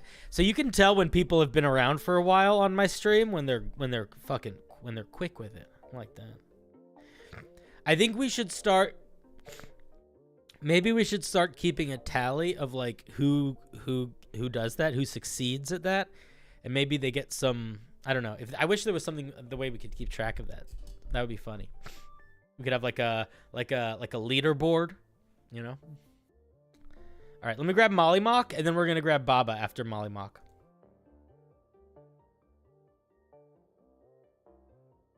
Mollymock, what's up, Mollymock? What's up? How's it going? Good. How's it going for you? Oh, man. The sky glistens like the soul of 1,000 tormented. How can I help you today?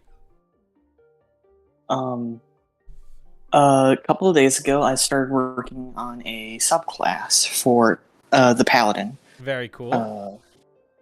It's pseudo wild magic based. Mm-hmm. I posted in the Discord in the Homebrew section, and I was wanted to confer with you like some of the spells that I chose for the Paladin. Sure. See if they really kind of fit the aesthetic. Sure. What spells did you pick? Wait, wait, just to clarify, the aesthetic is wild magic paladin, right? Kind of. I called it the Oath of Chaos. Okay, so it's chaos wild magic? Kind of, yeah. Their goal is to just create an imbalance, bolstering their friends and crushing their enemies, pretty much. Cool. So tell me what spells you're thinking. Spells, currently for 3rd level, I have Chaos Bolt and Witch Bolt. Mm-hmm. I would remove Witch Bolt and put something else. It basically does the same thing as Chaos Bolt. It's like a single target damage spell, and it's also not a good spell. Chaos Bolt accomplishes the goal. I'd find something else for that. Alright. For 5th level, I have Crown of Madness and Rope Trick. I wasn't sure on Rope Trick. I was just trying to find something else. Rope Trick is a pretty fun spell. What level is that? What level do those spells need to be? I believe it's a 2nd level spell. What's another good 2nd level spell? I feel like for like a chaos guy. Let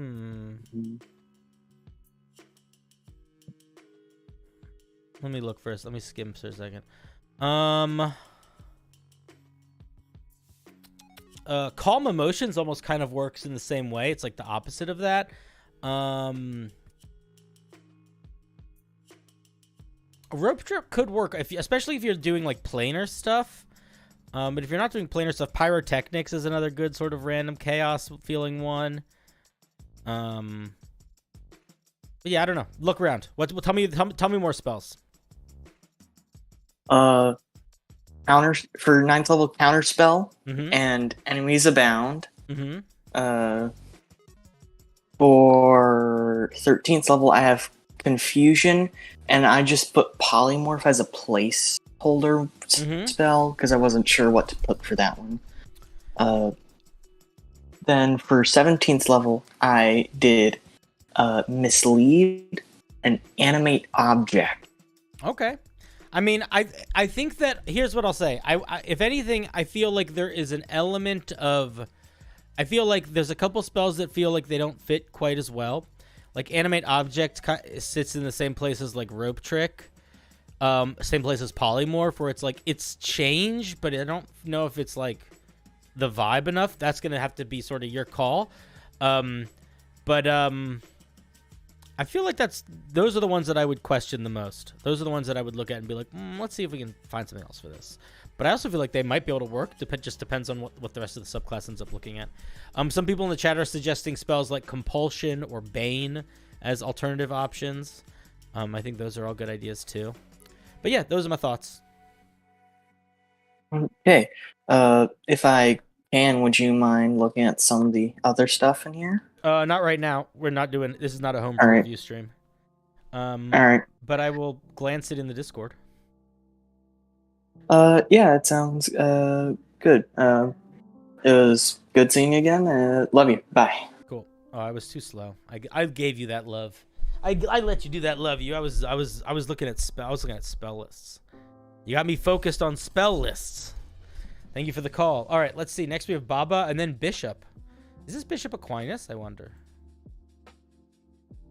I hope it is. Baba, what's up, buddy? What's up? How's it going? Oh, it's going well. How are you? Pretty good. Okay, so my question is pertains to a game gonna run in the next month or two. Cool. I'm gonna run a one-on-one session. Mhm. That's also gonna be one shot. Okay. It's a one shot. I have done that once before, and it was fun. Yeah, they're really fun. This is like a tradition I have with like my best friend. I go up and visit the family, and for a couple days, and we take some time to have these like killer D&D sessions where we just like really go at it. So I've got an idea for this year's one shot. It's basically, have you seen the movie They Live? Yeah. It's gonna be basically that.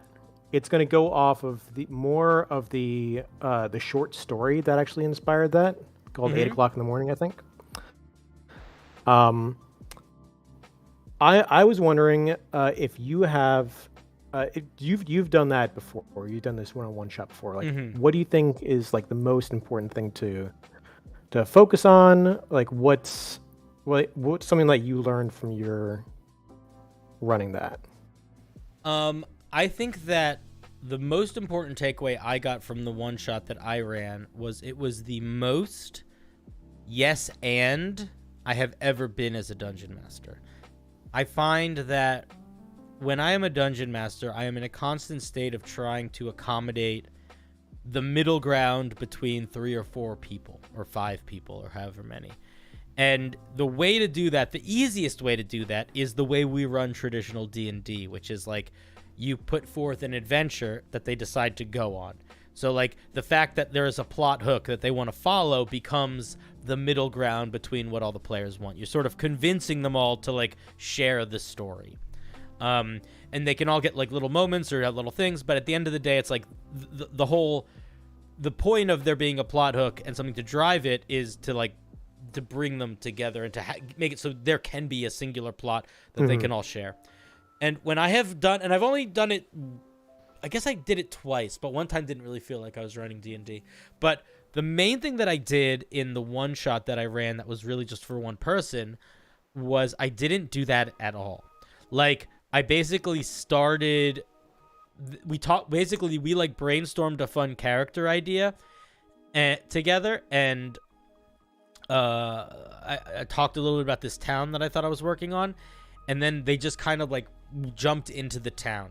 Now, I didn't even plan that much of an adventure beforehand, but I was able to, like, whatever they wanted to do in character, not only could I just make happen, but I could like really lean into the consequences of that. So they really felt like they were impacting the place immediately, and it was having like, you know what I mean? Like, because you didn't have to deal with like 6 different people doing 6 different things. So right. I would say really leaning into the feeling of player choice times 1,000. Like, really be everybody that's not a dungeon master, close your ears for a second. You and I both know that the choice in D&D is basically an illusion most of the time. Even in the most open-ended games, if I really want something to happen, it's going to happen. And if I really don't want something to happen, there's no way it's going to happen.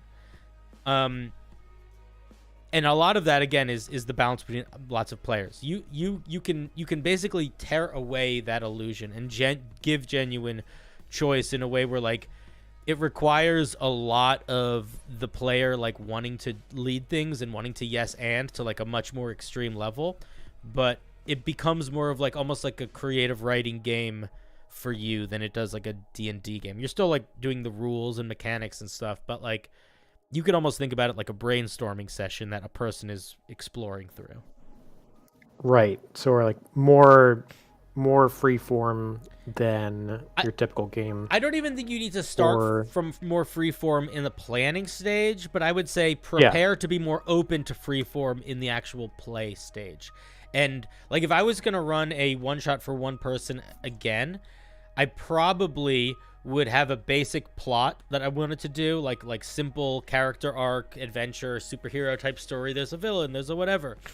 But I would spend almost all of my time on making sure I was comfortable enough with the place the game would take place that I could very quickly and play quickly and in a way that was fun. React to what they're doing and, like, have stuff ready.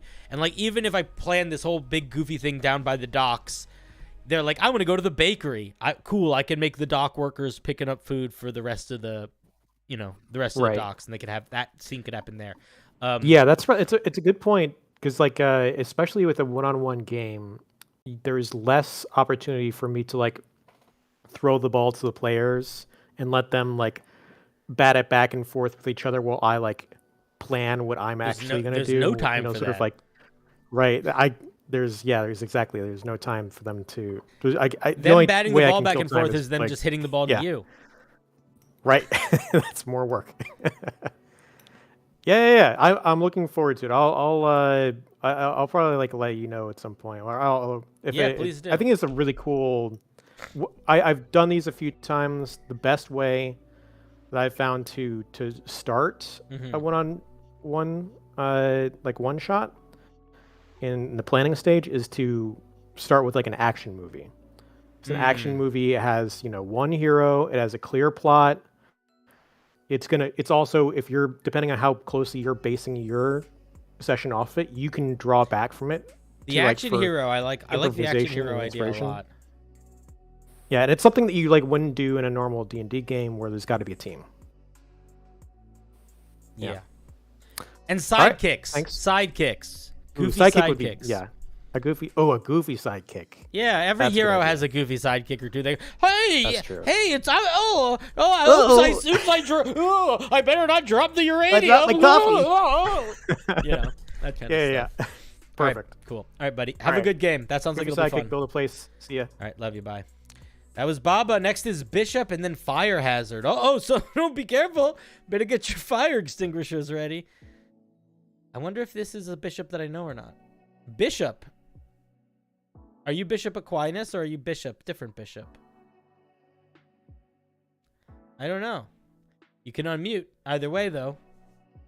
Bishop. Bishop. Bishop. Bishop. Bishop. Bishop. Bishop. Bishimp. Did you just leave? What's going on? We'll try again. I'm pulling you back. You think you can leave my conversation without unmuting yourself, Bishop? You're back. I pulled you back into the room. All right. Are you going to unmute? If you leave the room again, I'll pull you back in. Or I won't pull you back in if you don't unmute. Bishop. Oh, Bishop. You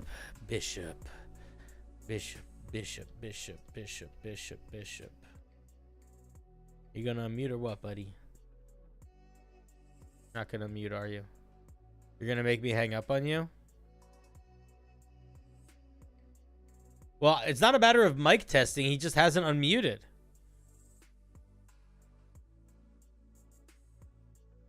So I guess we say goodbye to Bishop before we even say hello. Goodbye, Bishop. All right, next is Fire Hazard, and then it's going to be Inferno. Oh, look. Are you guys cousins or something? Hey, Fire Hazard, what's up? Fire Hazed, excuse me. Not Fire Hazard. Fire Hazed. Well, let me mute your stream. Okay, hello. How's it going? Pretty well. So I'm pretty new to D&D. Cool. Welcome. I'm playing in my first campaign ever. Very exciting. What class are you It playing? is, yeah. I'm playing a bard. Great. So my brother's the dungeon master, Mhm. and he allowed me to have this this mimic pet because like mimics are like one of my favorite like fantasy creatures. Cool. Yeah, they're fun. Mhm. But I didn't want it to be like a regular mimic. I wanted it to be this like mall mimic that was intelligent because it was like made in this lab. But I'm having trouble playing with it, I guess, because we've done a couple campaigns or like a couple sessions, and I just haven't been able to do much with it. Like my character is a tiefling bard, so he had like this decayed arm that I was having the mimic. He was a glove, and he was covering up the decayed arm, Mhm. and it was like a big plot point that I revealed it and then used Hellish Rebuke on an enemy, and it was like a cool moment. Mhm. But now that moment has gone, and I just have this mimic now, and I don't have any way to use him in like battle or anything. What level are you? Level 4. We're 4th level right now. So the reason why that is probably better. It's probably a reason that you're not going to want to hear, but is better. The reason why your mimic pet is not that particularly strong is because it would be incredibly overpowered to give a level 4 character a pet mimic. Especially so what I would say is, if you feel like you want this thing to be able to do stuff in combat, the way to think about it would be to talk to your dungeon master, talk to your brother, and be like, hey, I know that it's not realistic for me to be able to control a whole mimic monster in combat, but is there anything else cool that I can do with this? And if he says, you know, I gave you this for free, I don't want to just give you a power boost that feels shitty, then the solution is, okay, then what can I work towards to do this? So like maybe say like, okay, so it can't do anything now, but could we have it grow over time? Could I find a way to like feed it something special that we can, you know, might be a whole side quest to do, but would make it get bigger or something like that? Because at the end of the day, I kind of am on the side of your brother here, where if somebody wanted a pet mimic very early in the game, the only way I would possibly say yes would be if it was entirely flavor and there was no mechanics to it. That's what that. So I would say talk to him about seeing if you can work with him on a way to working up to it having features that you can do. I've talked to him a little about like, because I realized that it would be like really broken. I'm not trying to have my character be like the strongest party member at all. Mhm. But he gave everyone in our campaign, he gave everyone something to start with. Mhm. Like one person has an extra arm that they can use to like do a two-handed weapon and a one-handed weapon. Mhm. One person has like got an extra feat at the start. One person has a regenerating American flag. So what does the mimic literally do? What powers does it have? Is it essentially a familiar? It can like walk around and see stuff for you? Right now, it's done like nothing. It's literally just been like a quirky little thing. It will make insight checks sometimes because we gave him a high intelligence because of its backstory. Yeah. So okay. So you got it. So so the simple answer is you need to work with your brother and decide what it can do. I would suggest going in one of two ways. Honestly, I think the best way to do is treat it like a familiar. So in combat, it can't really do much. It can maybe give the help action, but that's it. But it can also walk around on its own, and it's a mimic. So you could have it walk into someone's house, look like a candlestick, and then like spy on them. You can also do the thing where like maybe if you're close enough to it, you can see through its eyes. familiars are very helpful. So I feel like a familiar that could make itself look like inanimate objects would be exceptionally helpful. So that's one way to go. The other way to go would be like, hey, is there like a a couple times a day feature I could give it where like, like proficiency bonus times per day, I could use a bonus action to have it like bite someone standing too close to me or something like that. But I would not do both. I feel like just pick one. Honestly, if I was you, I would go in the direction of the familiar because I think that's more fun and more open-ended, but that's just opinion. And then the other thing that I genuinely do think, though, is I do think you should speak to him about if you could have it grow and become stronger as you get stronger. Because I do think more likely than it being really cool now will be the likelihood of it being cool as you get bigger. Cool. Okay. Cool. Thank you. Yeah, man. No I problem. appreciate that. I wish you luck. Having unique familiars can be a lot of fun. And I appreciate that it can be frustrating when you expect something to be a certain way and then it's not doing the things you want it to do.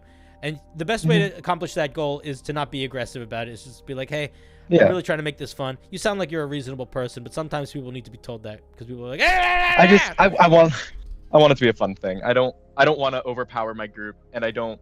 I don't want to. I would say, hey man, can this basically be the same thing as a find familiar, but it also has the false appearance feature, and then boom, you're ready to go. Okay, thank you. I really appreciate that. Yeah, man. All right, thank you for the call. Yeah. Love you. Bye. Thank you. That was fire hazed. And next, we're going to stick with the theme of fire with fire hazed cousin, Inferno. After Inferno is going to be Kiki. Hi, Inferno. Yeah. How's it going? It's okay. Nice Wednesday. It's Wednesday for you? It's Tuesday where I am. Wednesday. I told somebody it was Monday because I was confused, but then I just went with it. Yeah, no. So, I don't know. This is my first time, like, even watching this type of stream. I don't know if it's the kind of question that you have here. Sure. So I don't know either, man. Not. Who knows? Yeah, so I'm a relatively new player. I've been playing for a little over a year with the same group. And I find that I have trouble getting into character and role playing, not in the sense that, like, I have YouTube. I've seen, like, and all the, like, I think every single video, and it's all just, like, all the advice I find is just, like, know your character and think of how this moment in their past affected their personality now. And, like, I, in theory, know every single one of my characters very well. I just don't know how to, in practice, like, getting to character. It's always I just resort to myself. Yeah, that's so what you're describing is like a very common, very normal challenge, and I actually think it's one of like it's one of like the truest challenges of role play, which is how do I go from this character that I build up outside of the game to a character that I am playing in the game and where I'm actually sort of being them. It's very hard to do. I have two things come to my head immediately. One of them is kind of a gimmick, but I actually think it works quite well, and the other one is a little bit of a broader thought. So the gimmick idea is if possible, you should always talk like you are your character when you're playing. So don't say, my character wants to ask a question. Say, I want to go ask a question to that guy. Talk from the first person. That can have a big impact on feeling like you are being your character. But then the other is do a voice. Talk in a voice. You don't need to talk. It doesn't need to be a super crazy voice. You don't need to do a perfect accent. It just needs to be a little bit different, just a tiny bit different than your normal voice. It could be you talking a little bit deeper, like you could just talk like this as opposed to talking like this, or you could talk a little bit slower or whatever. It's just a little bit different. But if you talk from the first person and use a voice, those little physical things that you're doing are going to seep into your brain a little bit. So that's one thing. Okay. The other thing is I would strongly encourage you not to worry too much about the complexities of your character before the game. If you make a character with a very big backstory, that's very deep, with all of these different important moments and important people, you're going to end up spending more time trying to remember things from your backstory than by reacting at than reacting at the table. So one of the things that I like to do when I make a character is I make them fairly simple. I have like a couple ideas about what they are, but I sort of figure out who they are more in the game. And that doesn't necessarily need to be their story, but like their personality. So like when I'm making a character, I'm going to be like, they're a little bit goofy and they're a little bit rude and they're quick to violence. I don't need to know anything else other than that. But if I try to remember my character is kind of mean, is trying to make jokes, and really wants to fight people, that's easy to keep track of. I don't need to like retrace my steps to sit in that headspace. I can sit in that headspace very easily and quickly. And then once I'm in that headspace for more than a session or two, it starts to become more nuanced, and you start to be able to develop it, and it builds into something more naturalistic, which that process makes it much easier to sit in that space because you're not trying to like remember what you wrote down. You literally are just being the person that has had the experience that you had at the table, you know? Yeah. Well, all right. Thank you so much. Yeah, man, no problem. Do we have time for another question? Or if it's really quick. All right. I was making a Oath of Protection Paladin homebrew. Do you think there's room for that, like as a distinct flavor? Because I've seen that it's very much just in the base Paladin. There already is a Paladin that is already basically the Oath of Protector Paladin. It's like the main Paladin. I forget what it's called, the Oath of Devotion. But the main thing is, I think is, do you have unique mechanics that uplift unique flavor? So if you have no idea how to make it mechanically distinct and no idea how to make it feel noticeably different in terms of its paladinness, then I would say you probably don't need to worry about making it. You could probably just play an Oath of Devotion or an Oath of Ancients or something like that. But if you have like a mechanic that's unique or a very specific idea that's unique that you could build off of, then I'd say go for it. All right. Well, thank you so much. Yeah, man, no problem. All right, love you. Bye. Bishop's back. His net got slapped. All right, I'll grab him. If he doesn't... All right, Bishop, you're next. You're in the hot seat, Bishop. You better unmute right now. This is your second chance. Oh, your sound's not working. I don't know what's going on. I don't know if you're on your phone. I don't know what you're doing, but I can't hear you. I'm sorry. Sometimes when people call through their phone, they have to, like, delete Discord and reload it or something. I don't know, but I'm hanging up on you again. I'm sorry that your stuff's not working. All right, next is gonna be Kiki and then Aktenoffer. All right, well, I don't care if you just mic checked him. He was not speaking and he was unmuted, so it's not on my end because it worked for the other guy. So I don't know what to tell you, buddy. I'm not pretending it's not working.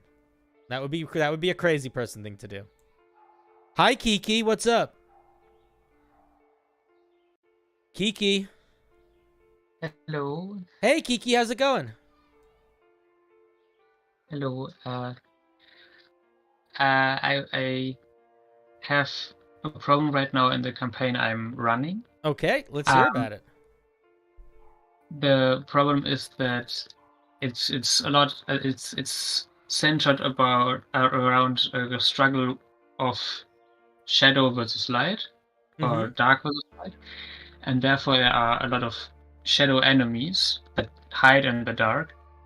And my problem is that a lot of the player characters have dark vision, and I don't want to like start every encounter like, yeah, it's magical darkness, you can't see in it, because then I would completely remove the dark vision, and they chose to add that to the character instead of something else. So I want to like reward that choice, but also want to build the shadow campaign. Well, is darkness the only thing that is is darkness the only tool you have to represent shadows? I've also built in the like stat drain that the shadow has. I coined it over to drain the stat that the character uses most instead of strength. No, because a lot of let the me rephrase that. characters- I'm sorry, I misspoke. I don't mean the monster. I mean, like, like you said, you were worried about there being too much magical darkness. Why do you need to rely on magical darkness to represent the idea of darkness versus light? I feel like you don't. I feel like you should expand what that feels like in play, or otherwise it will get boring quick. You know, like it shouldn't just be dark and light. Like dark and light can mean a lot of things. It doesn't need to literally mean darkness and light. It could also mean like hope versus not hope. It could mean, you know, just entropy versus growth. It could be a lot of different stuff.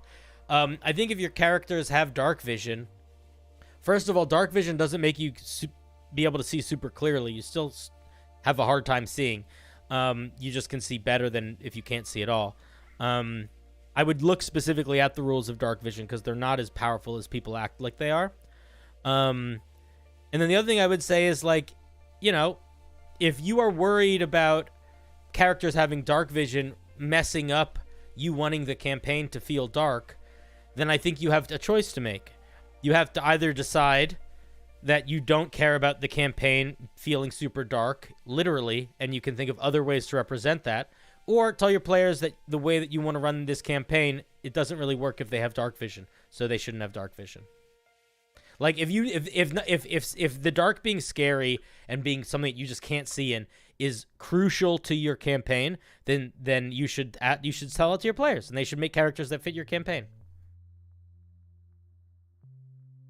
It wouldn't be crucial to the whole campaign. It would be like a few boss battles or a few major events, basically, that at that point would reduce, I don't know, the side range or anything like that. To like, I basically want to cause I forgot the English word for it. It's the fear that people have when they are in small rooms. Claustrophobia. Yes, thank you. I want to make them feel that fear when playing the encounter, because the darkness is closing in from like all sides. So I would say lean into the darkness as something that is more than just a difference between light and dark. Like dark vision, you know, dark vision doesn't. It just makes it so you can see a little bit better in literal darkness. This darkness sounds like it is like almost like alive, like it is a physical force. So I would, you know, just let those few moments where they are encountering this specific darkness, let it work differently. Let it be more like an object or like a pool that is slowly filling, as opposed to just like the lack of light. Because otherwise, if you just leave it as just the lack of light, then yeah, dark vision is gonna, you know, is gonna punch through it a little bit, you know. So I would lean into it being like smoke, right? Like you can have dark vision, but you can't see through smoke. Like it could be like that. It's basically just like more obscured than normal darkness, you know? Okay. Does that make sense? Yes. How would I then like write up special how's it called, special like abilities, like pushing the fog away with wind? Or if you wanted to do something like that, I think that you could probably make it where people could use magic spells like wind, like gust, or maybe even thunder wave to push it back. But that's up to you. There's not a right or wrong answer here. I think it really comes down to, do you want your players to be able to push back this darkness, or do you want them to have to figure out how to navigate with it? And if you want them to be able to push it back, I think the question is, what kind of darkness is it? Like, is it physical like smoke, where stuff like gust pushes it back? Or is it more magical, where perhaps something like dispel magic needs to be cast to like remove it from an area? And that really just depends on like your game world and your game lore. Okay. It's a good question. Thank you very much. Yeah, no problem. I appreciate the question. I think a campaign, I think building a campaign around a really solid like really solid imagery is a very, very cool way to make the game feel thematic and have a lot of like easy ways to anchor things and tie things in. I think it's a good idea. All right, Kiki, I'm letting you go. Love you. Bye. That was Kiki, friends. All right, next we have Actenktofer. What's up, Actenktofer? Actenktofer.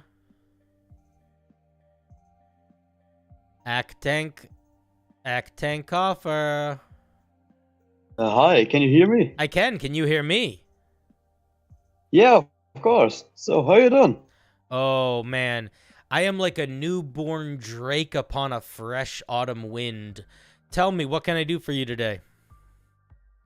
First of all, a little tip. Do not listen to Philip. Do not go to Germany. No, I'm kidding.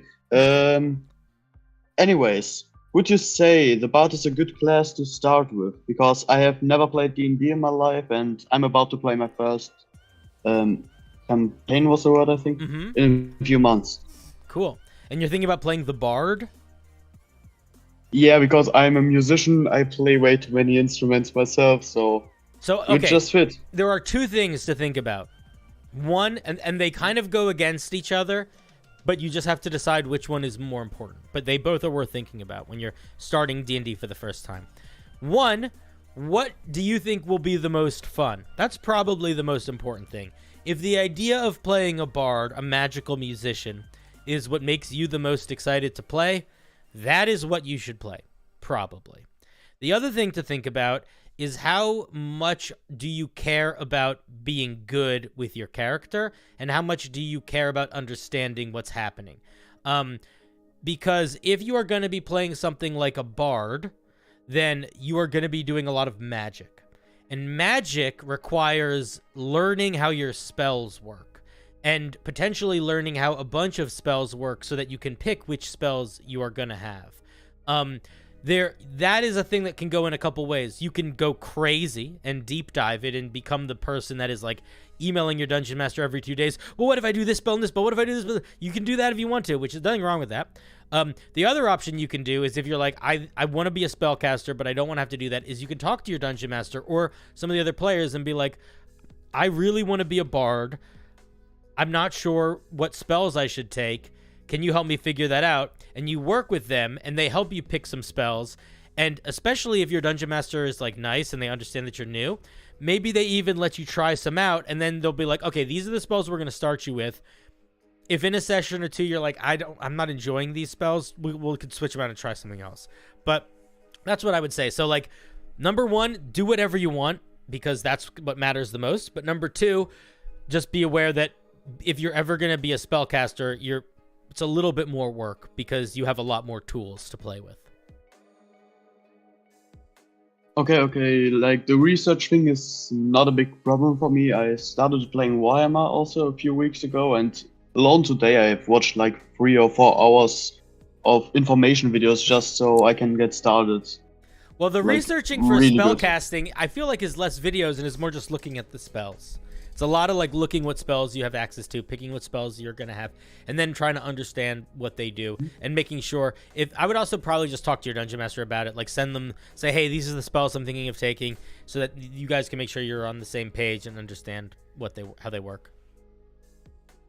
Yeah, and that wouldn't be a problem, I think, like with what you said before, that if they understand that I'm a beginner, because like there will be another one who plays D&D for the first time, and the dungeon master, he has played D&D before, but it's also his first time being a dungeon master. So realistically, it sounds like all of you should probably go in with the mindset of, we're all new, let's just try to have fun and figure it out. And I think if you do that, you will be good. Yeah. Here's the secret of D&D. The secret of D&D, this is the most important thing I could ever tell you about D&D, or anyone. The only thing that matters is that your group of friends that are playing together are enjoying playing together. That's it. You don't need to optimize your character. There's not a good build or a bad build. There might be for certain games, but every game is so different. Every group of people that plays is so different. So the only thing that actually matters is that the group of people you're playing with are decent at communicating with each other and are enjoying the time together. That's it. If you're doing that, you're gonna have a good time. Do you still have any other tips for me, like some videos I can watch or some articles I can read or something? For playing a bard, I mean, not in particular. I mean, you could look up like how to play a bard, but that's just going to be people giving you spells that they think you should pick. I think the best advice to do is to just read the bard class and read the bard spells. Ask the dungeon master about features that feel like they might be confusing, or other players that you know, if there's something that you're not sure exactly what it means or how it works. And then yeah, that's the main thing I would do. Like, I don't think you need to do much more research aside picking what you think is going to be the most fun. I also had the idea, because I think it's kind of funny, like, I have a bard, he's perfect at his instrument, but he also sings with it, but he can't sing at all. Which PCs, or how it's called again, would you recommend for it? For what? Like for this type of bards. Oh man, I don't know. These are questions you need to be deciding for yourself. I can't tell you which character to play. You got to decide. Like, there's not what you just described doesn't even need to be a bard. You could be a barbarian and be somebody who's really great at an instrument and bad at singing. Like, there's not a right or a wrong option here. The bard itself is only tied to singing or playing music in that it casts magic through an instrument, but it doesn't even need to do that anymore. And it's charisma based. So technically you could be anything and be a musician. So there's like, you should just pick whichever one's the most fun. Like, I can't tell you which one is going to be best. Okay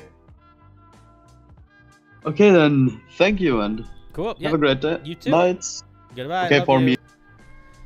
Love you. Hang up on you. All right, next is Captain Falcon, and then Crazy Moose. Let's grab Captain Falcon. Captain Falcon. Hello? Hello. Hey, what's up, Captain? Not too much. I want to say first off, I love your content. Can you either sit closer to your mic or turn your gain up? You're very quiet. Oh, I always keep hearing that. How is this any better? A little bit. Talk for a second. Hello? Is that better? Much. It's miles better. Yes. Oh, thank you. Yeah, I really love your content. I just have one real easy general question just to help me improve as a DM overall. Sure. I just have problems like with the travel part. Like, I always find like I'm good with encounters, NPCs. That's always a fun time. But I always find like when I'm traveling to like describing a new location that my party's traveling to, it's always just like a bit clunky and not like lively. Do you mean specifically describing arriving at a new location, or do you mean the journey to the new location? The journey to the new location. Okay, so I'm going to tell you something that my dungeon master. So I'm in a podcast called Rally, Unbalanced Encounters. Check it out; it's very good promotion. But the dungeon master for that podcast uses a travel mechanic that I absolutely love. And it has made travel feel like a very fun little mini game for the players. Which is basically that as we travel, if there is a dramatic change in environment or like geography, he will explain that. But then what he'll say is he'll assign each of us a dice. So like, let's say there's 4 players. He'll roll a 4-sided die. He'll roll a 1. So he'll be like, okay, Cinder, I need you to come up with something that happened. Like, what happened as you were crossing the desert that slowed you guys down? Why did you have to stop for a day or 2? And then I will come up with a problem, and then he'll roll a die again. And then let's say we get a number 2, and it's like one of my friends, it's my buddy Emily gets picked, and we're like, okay, Emily, what did your character do to solve that problem?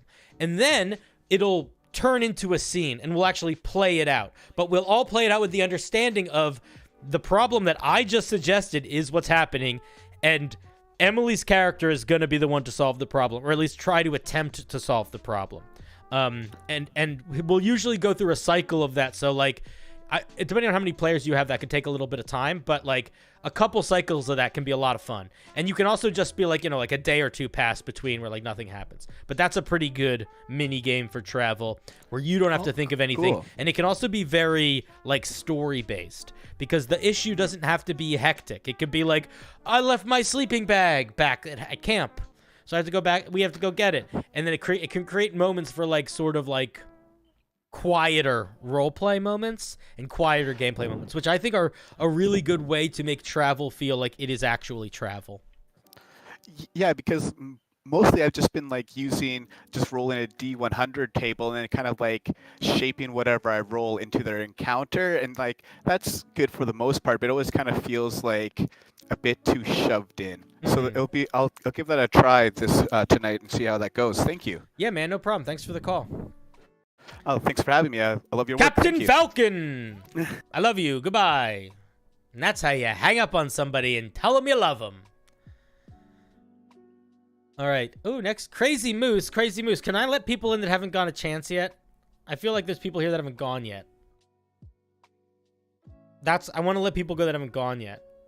Like, there's a lot of people here that haven't gone yet. I'm going to make the executive call that I'm going to pick them first.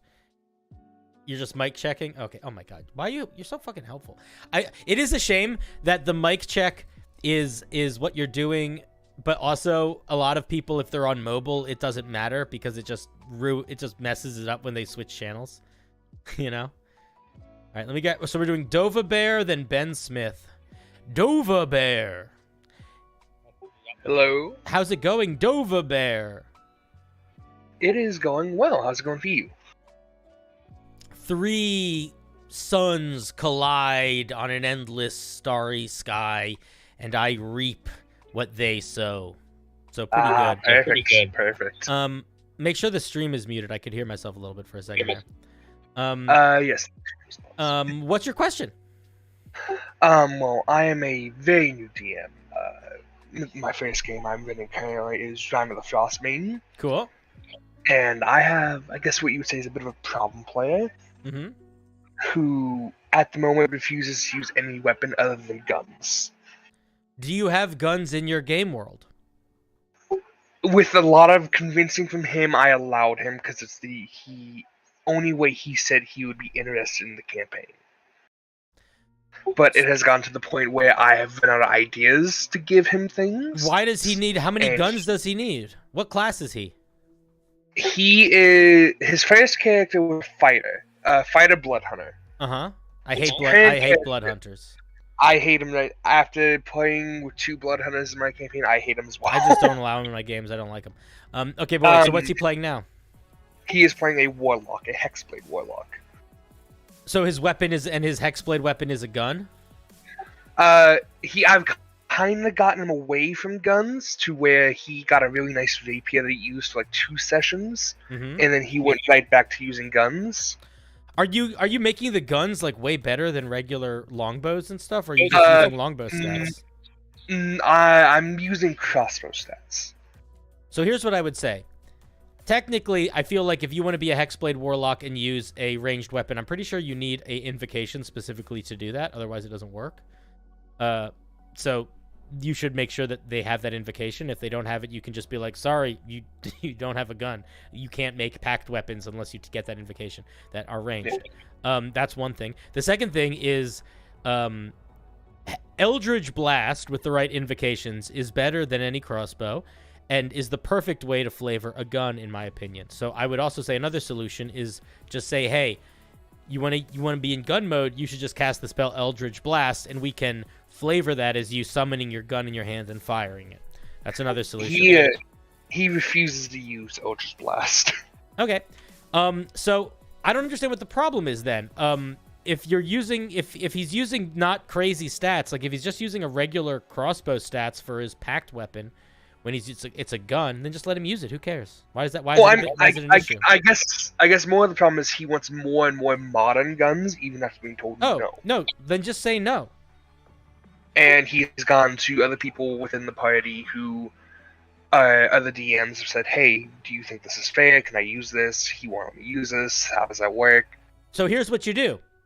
You pull him aside, Okay, I'm going to tell you what you want to do, and then I'm going to tell you what you should do. Don't do the first suggestion. What you want to do is you want to take your Dungeon Master's Handbook, you want to hit him in the back of the head with it, and you want to say, hey, fuckwit, I'm the one running the game. Stop bitching to the other players, being like, it's not fair. Go fuck yourself. I didn't want to put guns in this game in the first place. I did this for you. I'm making this game work. Stop being such a little fucking whiny bitch. That's what you want to do. But that's not what you're going to do. What you're going to do is you're going to pull them aside, and you're going to be like, hey, you've been going to the other players behind my back being like, this feels unfair because you want to put bigger and better guns in your game. In the game. I have told you many times that that is not interesting to me. I have already made it so that you can have guns in your in the game in a way that I already wasn't planning. But D&D is not designed for it to grow this exponentially, and I am definitely not interested in running a game with modern weapons. If you want to run, if you would like to play in a game with modern weapons, you probably should find another game to play with that is using modern weapons, or at the end of this campaign, maybe in the next campaign, we can do one that's more modern. But I am saying no. And if you keep going to the other players complaining about it, I'm going to ask you to leave my table. The best thing I have given him was a musket. I kind of keep like the piety kind of guns, muskets, flintlocks, that kind of thing. That was kind of artificed it up to be able to fire 2 shots instead of 1. Mm-hmm. I think this is a dangerous road, bud. And I think the most important, I think the issue here actually has nothing to do with the guns. I think the issue has to do with respecting you as a dungeon master and this person trying to get what he wants and not really understanding the bigger picture. So that's why I think you just got to do a reality check. You got to be like, hey, stop doing this with the other players, or you're not in my game anymore. Are you having fun? If you're only having fun by getting bigger and bigger guns, then you should stop playing this game because you're not getting bigger and bigger guns. I would just say that. It doesn't matter. It doesn't matter. I'm sure he's done a lot of things, and I'm sure you've tried to be very accommodating. And if you're at the point where you feel like he is not going to reasonably be accommodating, that he is not reasonably going to respect you, you have 2 choices to make. You can say, you can put a line in the sand and politely say, hey, you have pushed me past my line of comfort and the line of what I want, and I'm the one running this, so now stop or leave. Or, if you genuinely don't think that will be helpful and you feel like that won't go anywhere, then you just ask him to leave. You just cut, and I think that's it. If a player genuinely can't respect your limitations of the game, especially with something as absurd as wanting like modern guns in a medieval fantasy game, that's not a player being reasonable. That is a player being unreasonable and disrespectful. So that's my thought. My thought is give them a reality check. Try to show them or explain to them that, like, hey, man, you have to understand that what you're doing is kind of fucked up and it's making me not want to run this game for you. So you can play the game that I want to run, or you can leave. And say that in a nicer way than that, but say that. And hopefully the player will be like, oh, shit, I didn't realize my B, yeah, I'm down to play. But if they're like, you're being unfair, then immediately you're like, this is going to be an issue forever with this player. So you have to decide, do you want to deal with that issue? Because you might. I have really close friends that are shitty D&D players that I play in with games sometimes, but I don't play in games with that much anymore because it's like they are work to play with in a way that's not fun. And maybe this is just one of those people. Some of my best friends like D&D, and I don't play D&D with them because we don't mesh well, and it's just the way it is. Being a first-time DM, it's been a little bit stressful. Yeah. It sounds like this guy's taking advantage of you, and it sounds like he feels like he has a right to make the game what he wants, and the truth of the matter is he doesn't. It's not his game. It's your game. Well, yeah, I will take a lot into consideration, and I thank you a ton. You're welcome. All right, Dova Bear, I love you. Goodbye. Hung up on him. Boom!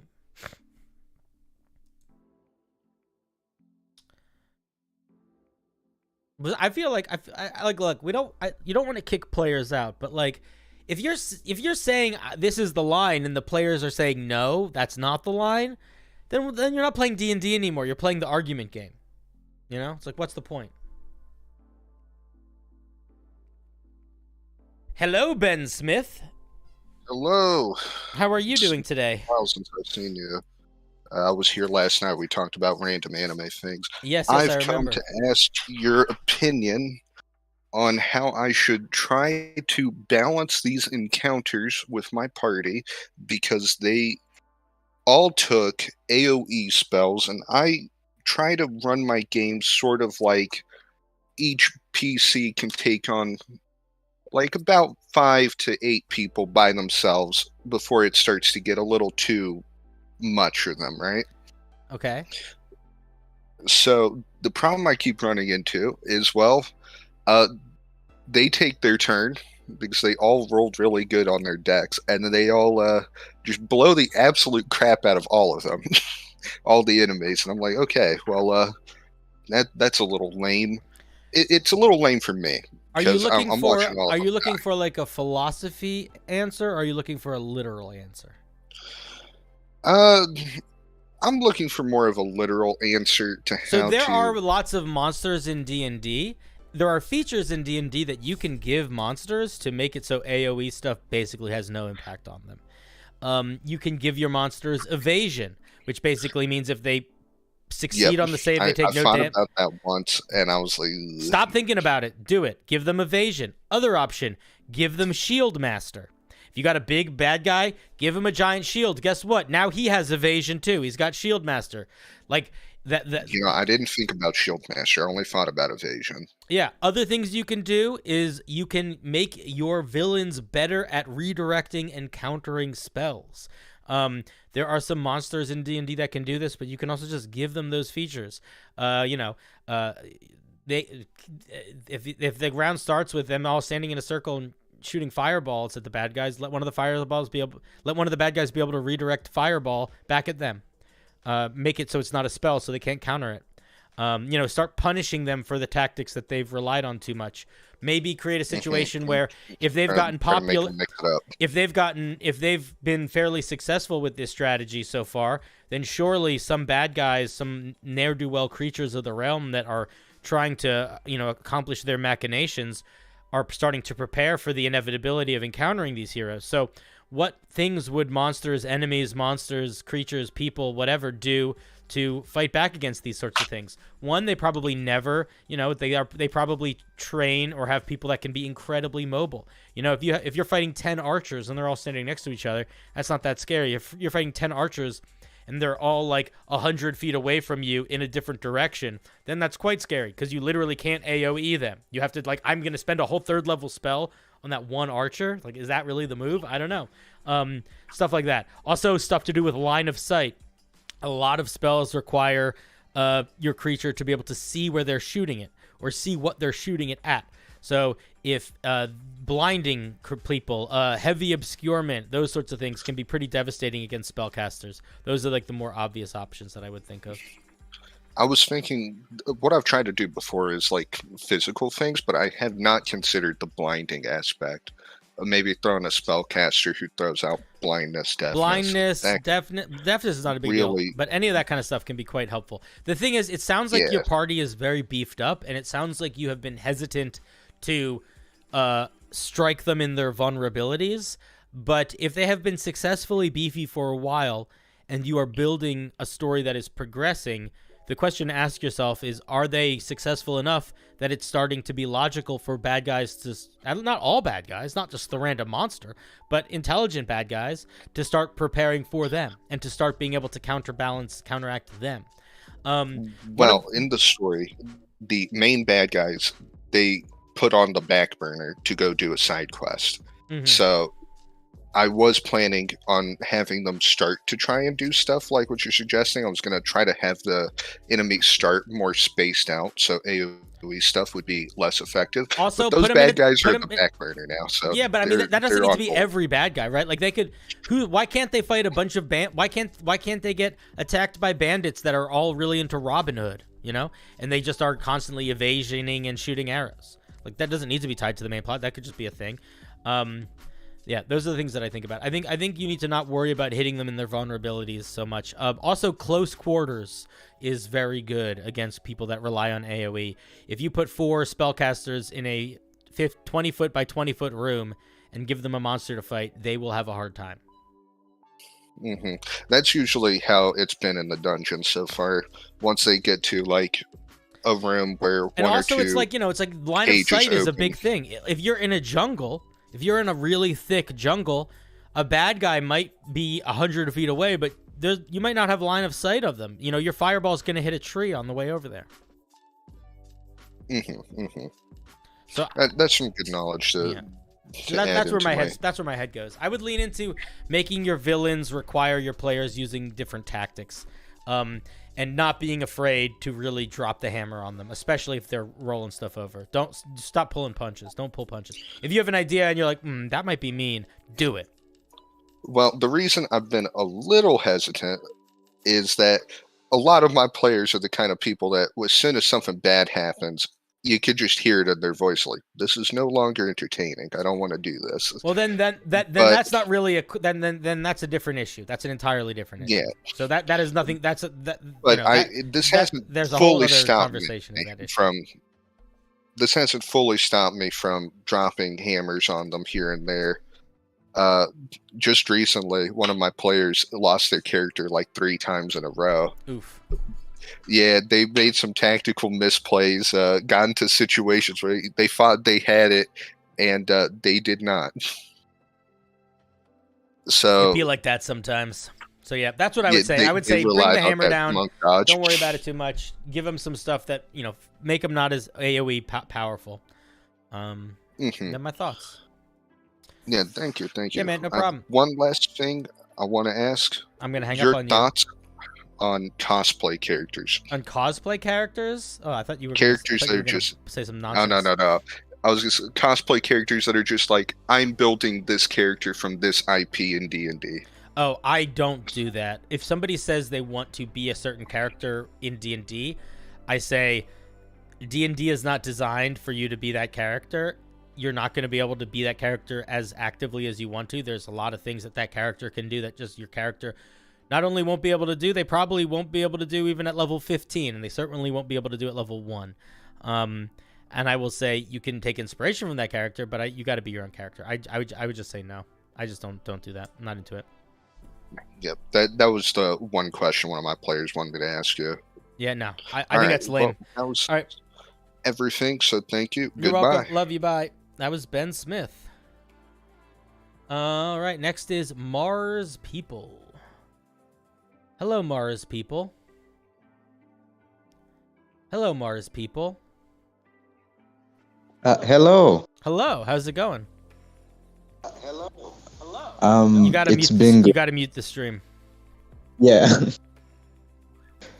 But yes, I am good. What can I do for you on this fine July afternoon? Yes, it is July. I don't know if somebody already came here to talk about it, but anyways, I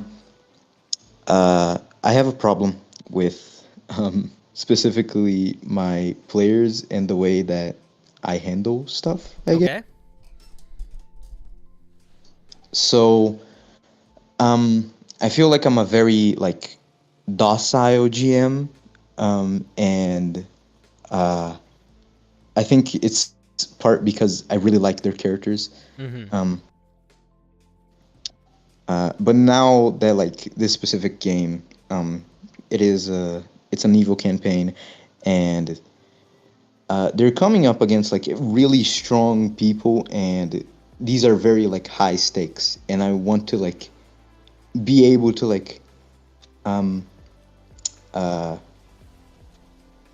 deliver the same strength that they have. Mm-hmm.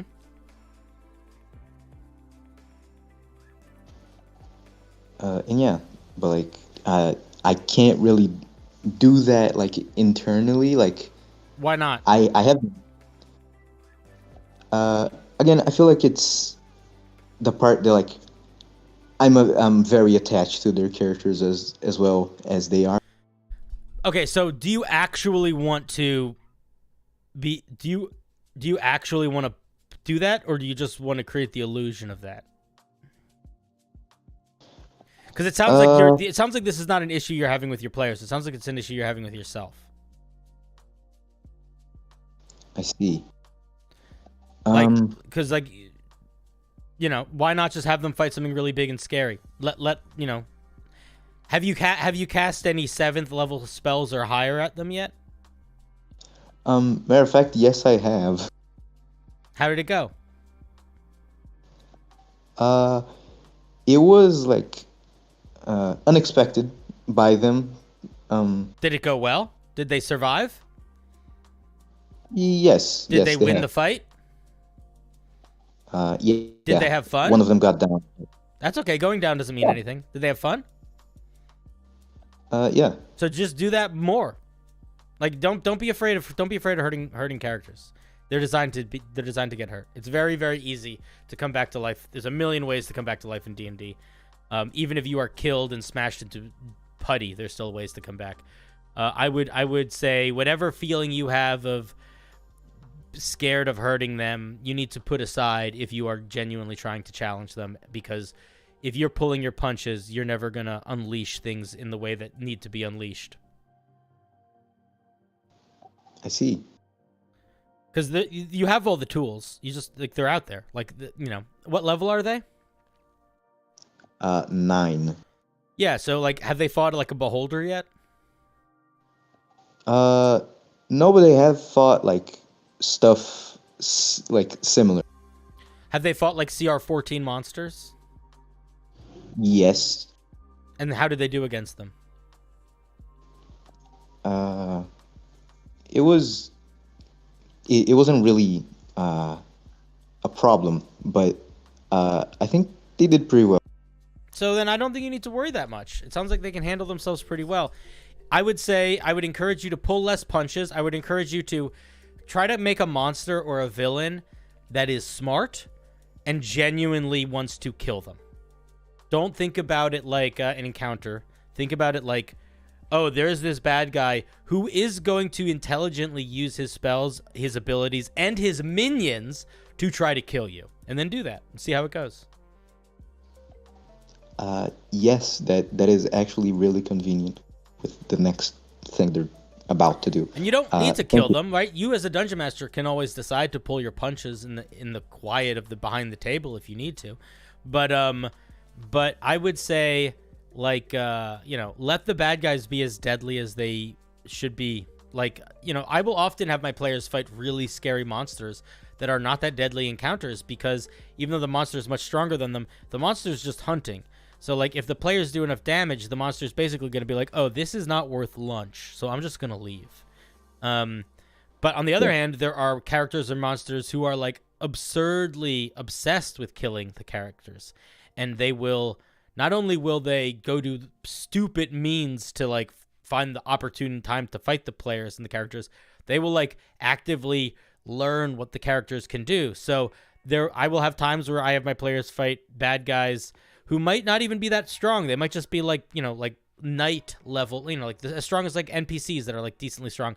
But they'll go in knowing all the characters' abilities and like preparing it, like setting it up, Yeah, of course. Yeah, so that's what I would say. It sounds like the issue is not your players. It sounds like your issue is you. And I think you just got to throw more shit at them. Also, if you gave them too many strong items and stuff, you might have shot yourself in the foot there. I see. Like, do any of them have legendary items yet? No. Okay, so yeah, you're probably in a good spot. Just throw more stuff at them. Alrighty. Don't be scared of a player character dying. It's sad. It's sad when a character dies. It's hard when a character dies. It's hard for the player. It creates some social awkwardness potentially for a little bit. There are moments of it being a bummer, but it is so good for a table. Might not even be good for a campaign, but it's good for a table, because as soon as the players all understand that their characters can actually die, it changes the way they engage with the game significantly, in a way that I think is for the better. So don't be scared to let a player character die. I don't kill many characters on purpose. I've never killed a character truly on purpose. There's one, but they pretty much they walked into death intentionally. But I would say I have like a character or two die pretty much every campaign that I run. Not intentionally, but it just happens. And almost always it's after that first character death that the players really step up and start taking things like to the next level in terms of like playing smart and intelligently and stuff. I understand. Yep. All right, buddy. Thank you for the call. Thank you. And yeah. Bye-bye. Bye. Love you. Next is Hade, Strain, and then Gimme Sauce. Give me the sauce. Hey, Hade, Strain. What's up? Oh, it's Hades Hello. Train. What's up, Hades? What's up, Hades Train? Choo-choo! Choo-choo, indeed. Not much. I just wanted to call in and ask about... I recently had a time where each individual player split into different kind of like side quests that they could do. Mm-hmm. So, like, one of them went to a circus, one of them went off to a set of druidic ruins, and the other one, like, infiltrated a fort. Mm-hmm. And the guy who was in the circus, he decided to basically, like, ruin the performance of the circus.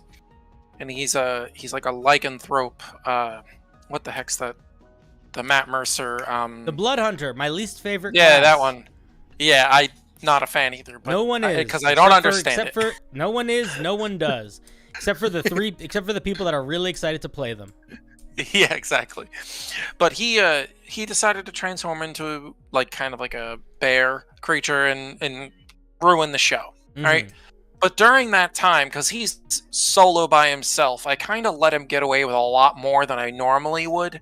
Mm-hmm. Mostly like in terms of like when he got a strength check, he was able to throw people around and like do all sorts of cool stuff. But I also don't want him to expect that in the future. I mostly let people get away with that stuff when they're solo, Mm-hmm. because it just makes them feel really cool. Mm-hmm. I guess how would I go about telling them like, hey, by the way, that was just like a one-off thing, or like? I think it depends a little bit on the circumstance. So like, yeah, if it was like, if he's just throwing around normal dudes, that might not be the worst to just let him be able to throw around normal dudes. But it's like a normal dude is not an ogre. A normal dude is not a dire That's true. wolf. Like That's true. Like there's a big difference like between killing a peasant and killing any like even a kobold. Like stuff that that is intended to fight is much more prepared to handle fighting. I think it's reasonable to let your players be a little bit more OP in certain circumstances when it fits the story. Yeah. But I do think it's also okay to say I wouldn't be like, hey, that was a one-time thing, you're not that strong, because I feel like if I was that player, I'd be like, what? I'd be annoyed with that. So maybe the move is to not super worry about it for the time being, but to make sure to clarify the action economy the next time that you're in combat, where it's like, okay, you have one action, or and with that action you can you get one attack or two attacks, and you can use those to shove two creatures or whatever, like really be true to the action economy.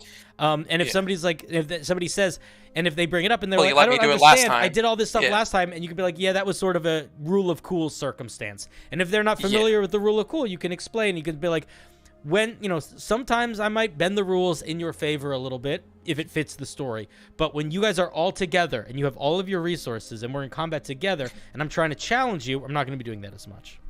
Yeah, and like one of the things I did was I think he had like 2 attacks, and so I said, well, for those 2 attacks, because he wasn't actually trying to kill anybody, he was only trying to like scare the people. It, like the circus was like more like, oh, I'm gonna scare out the audience than it was a like delight the audience kind of circus. So he wanted to scare the scarers. And so I said, okay, well, for each attack you can choose instead to do an intimidation check.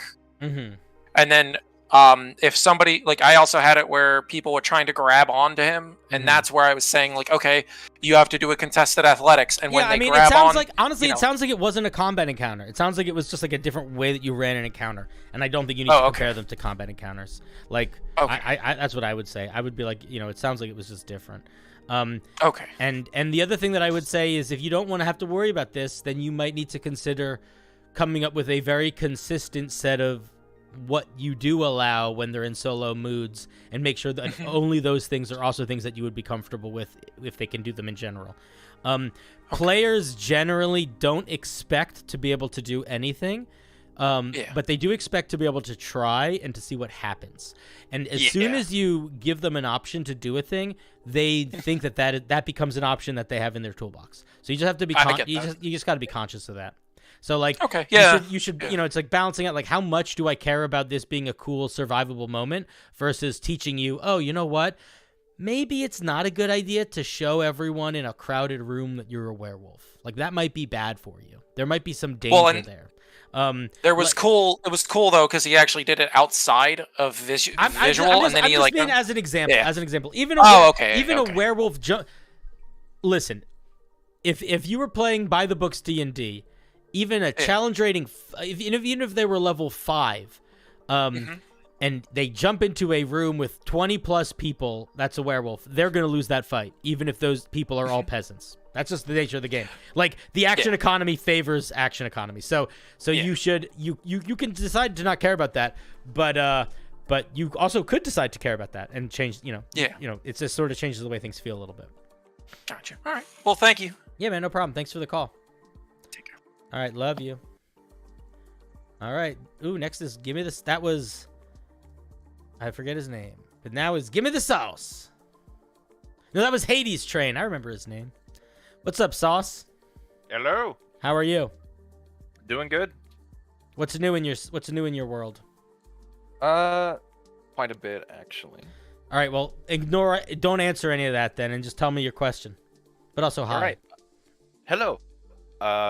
Basically still doing the Psychic Wizard subclass, and some stuff is somewhat inspired from the Mystic, but what I'm asking you is, because this is the first homebrew I'm working on, is what are some pitfall traps that people fall into when making homebrew, and how do I avoid them? And also, are you fine with just kind of ranting about the Mystic and like everything it did wrong? Sure, or right? I can do both of those. Okay, so pitfalls that people fall into with homebrew, they make it too similar to stuff that already exists. They make it not make sense. They make it overly complicated. They make it overly powerful.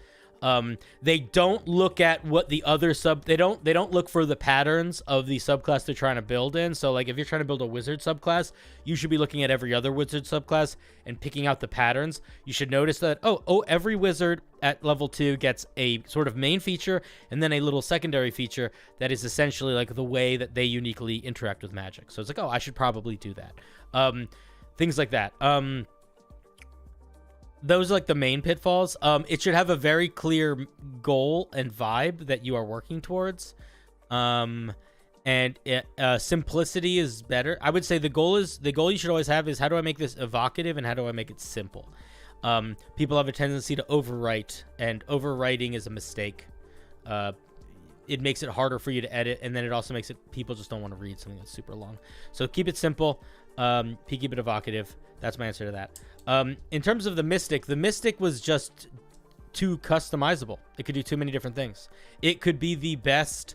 The Mystic is a perfect example of they didn't have a goal in mind. Their goal was too broad. Their goal was, we want to put psychic stuff in D&D, but they didn't put any thought into what role do we want this class to have in the greater scheme of things, especially in relationship to the other classes. So it essentially was very good at everything, and you could build it in such a way that it could be better than anyone at anything. So if you're going to be building a Mystic and trying to learn a Psychic Wizard and trying to learn from that, I would say your Psychic Wizard shouldn't be good at everything. It should be good at being psychic in a very specific way. All right. Cool. Easy question, easy answer. Thanks for calling. Love you. Click. That was Give Me the Sauce. Let's get Haru Foxy. Hello, Foxy. Oh, you left. Foxy, come back. Hello, Foxy. Hello, hello. How are you? I'm doing all right on this extremely warm day in the Midwest. It is horrible. What can I do for you on this sweaty July afternoon? Yeah. Well, firstly, if you are American, happy Independence Day. I am everything. Okay, sounds good. So I am currently part of a campaign with a group of people, and I'm trying to play a class that I've never played before, and it's a class combination. And I wanted some feedback or some advice. Okay, what level are you right now? We are currently level 1 to 2. Okay, and what are you trying to be? My DM is allowing guns, but it's just retextured like crossbows and everything. We're sticking very true to things. And I'm trying to effectively build a gunslinger / marksman character. And I was thinking, I'm currently a fighter with archery, and I was thinking of going into ranger to get swift quiver, so I don't really ever have to worry about ammo. But my biggest issue was, which archetypes should I go into for fighter or ranger? Because I do want some spells from ranger, but I'm not entirely sure what would be the best way to go about building this balance. Well, the spells you get is going to be sort of whatever, because you're going to pick them based on whatever you want. So I would say for the fighter, you could go the obvious option, which is the arcane archer, which is basically you could get magic shots with your gun. Okay. The battle master, is good also, because all battle master maneuvers almost all of them can work with ranged weapons, so that translates really well to a ranged class. Those are probably the two that I would lean to the most. Samurai can also be pretty good, but it's like I would look into it and make sure you're actually into it, because it is a very specific sort of thing that it gets. I'll probably lean the arcane archer route. In terms of ranger, which archetype would you recommend? I think, as I said, I think any of them are equally good at being a marksman. So I think the question is, what other things do you want to be good at? My three favorite rangers are the Gloomstalker, which basically makes it so you get an extra power hit on your first round of combat, and you can be invisible. It's basically Batman.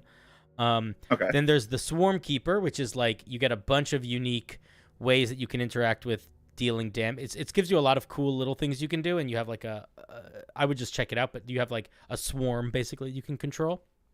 And allows you to get some like battlefield control, a little bit more damage and stuff. And then the Fey Wanderer is the other one I really like, which is like you're touched by the Feywild, so you get some like psychic damage, and then like you're way more charismatic, and you can do some anti-charm stuff, that sort of thing. But there's not like a ranger that is like the sniper. If you're looking for the sniper, no, that's perfectly fine. The ranger is mostly just for swift quiver and spells. Why do you care so much about swift quiver? Just infinite ammo, basically. What level of spell is that? I don't remember. I'd have to double check. Because that's worth thinking about, because you're not going to get this for a long time. Like, you don't level up quickly in D&D. So, I know that. So, for example, Swift Quiver is a 5th level spell. Okay. So that means you're not going to get access to this spell as a ranger until you're level 17. Which means you have to go 3 levels of fighter and then 17 levels of ranger, which means you wouldn't have access to Swift Quiver until you were level 20, which means you basically wouldn't have access to Swift Quiver except for maybe one session in like a year and a half. That's entirely, So I'm going to actually shift my advice, because the fact that you didn't know that and we're going off of that means that you probably weren't thinking about it in that headspace, which is totally fine.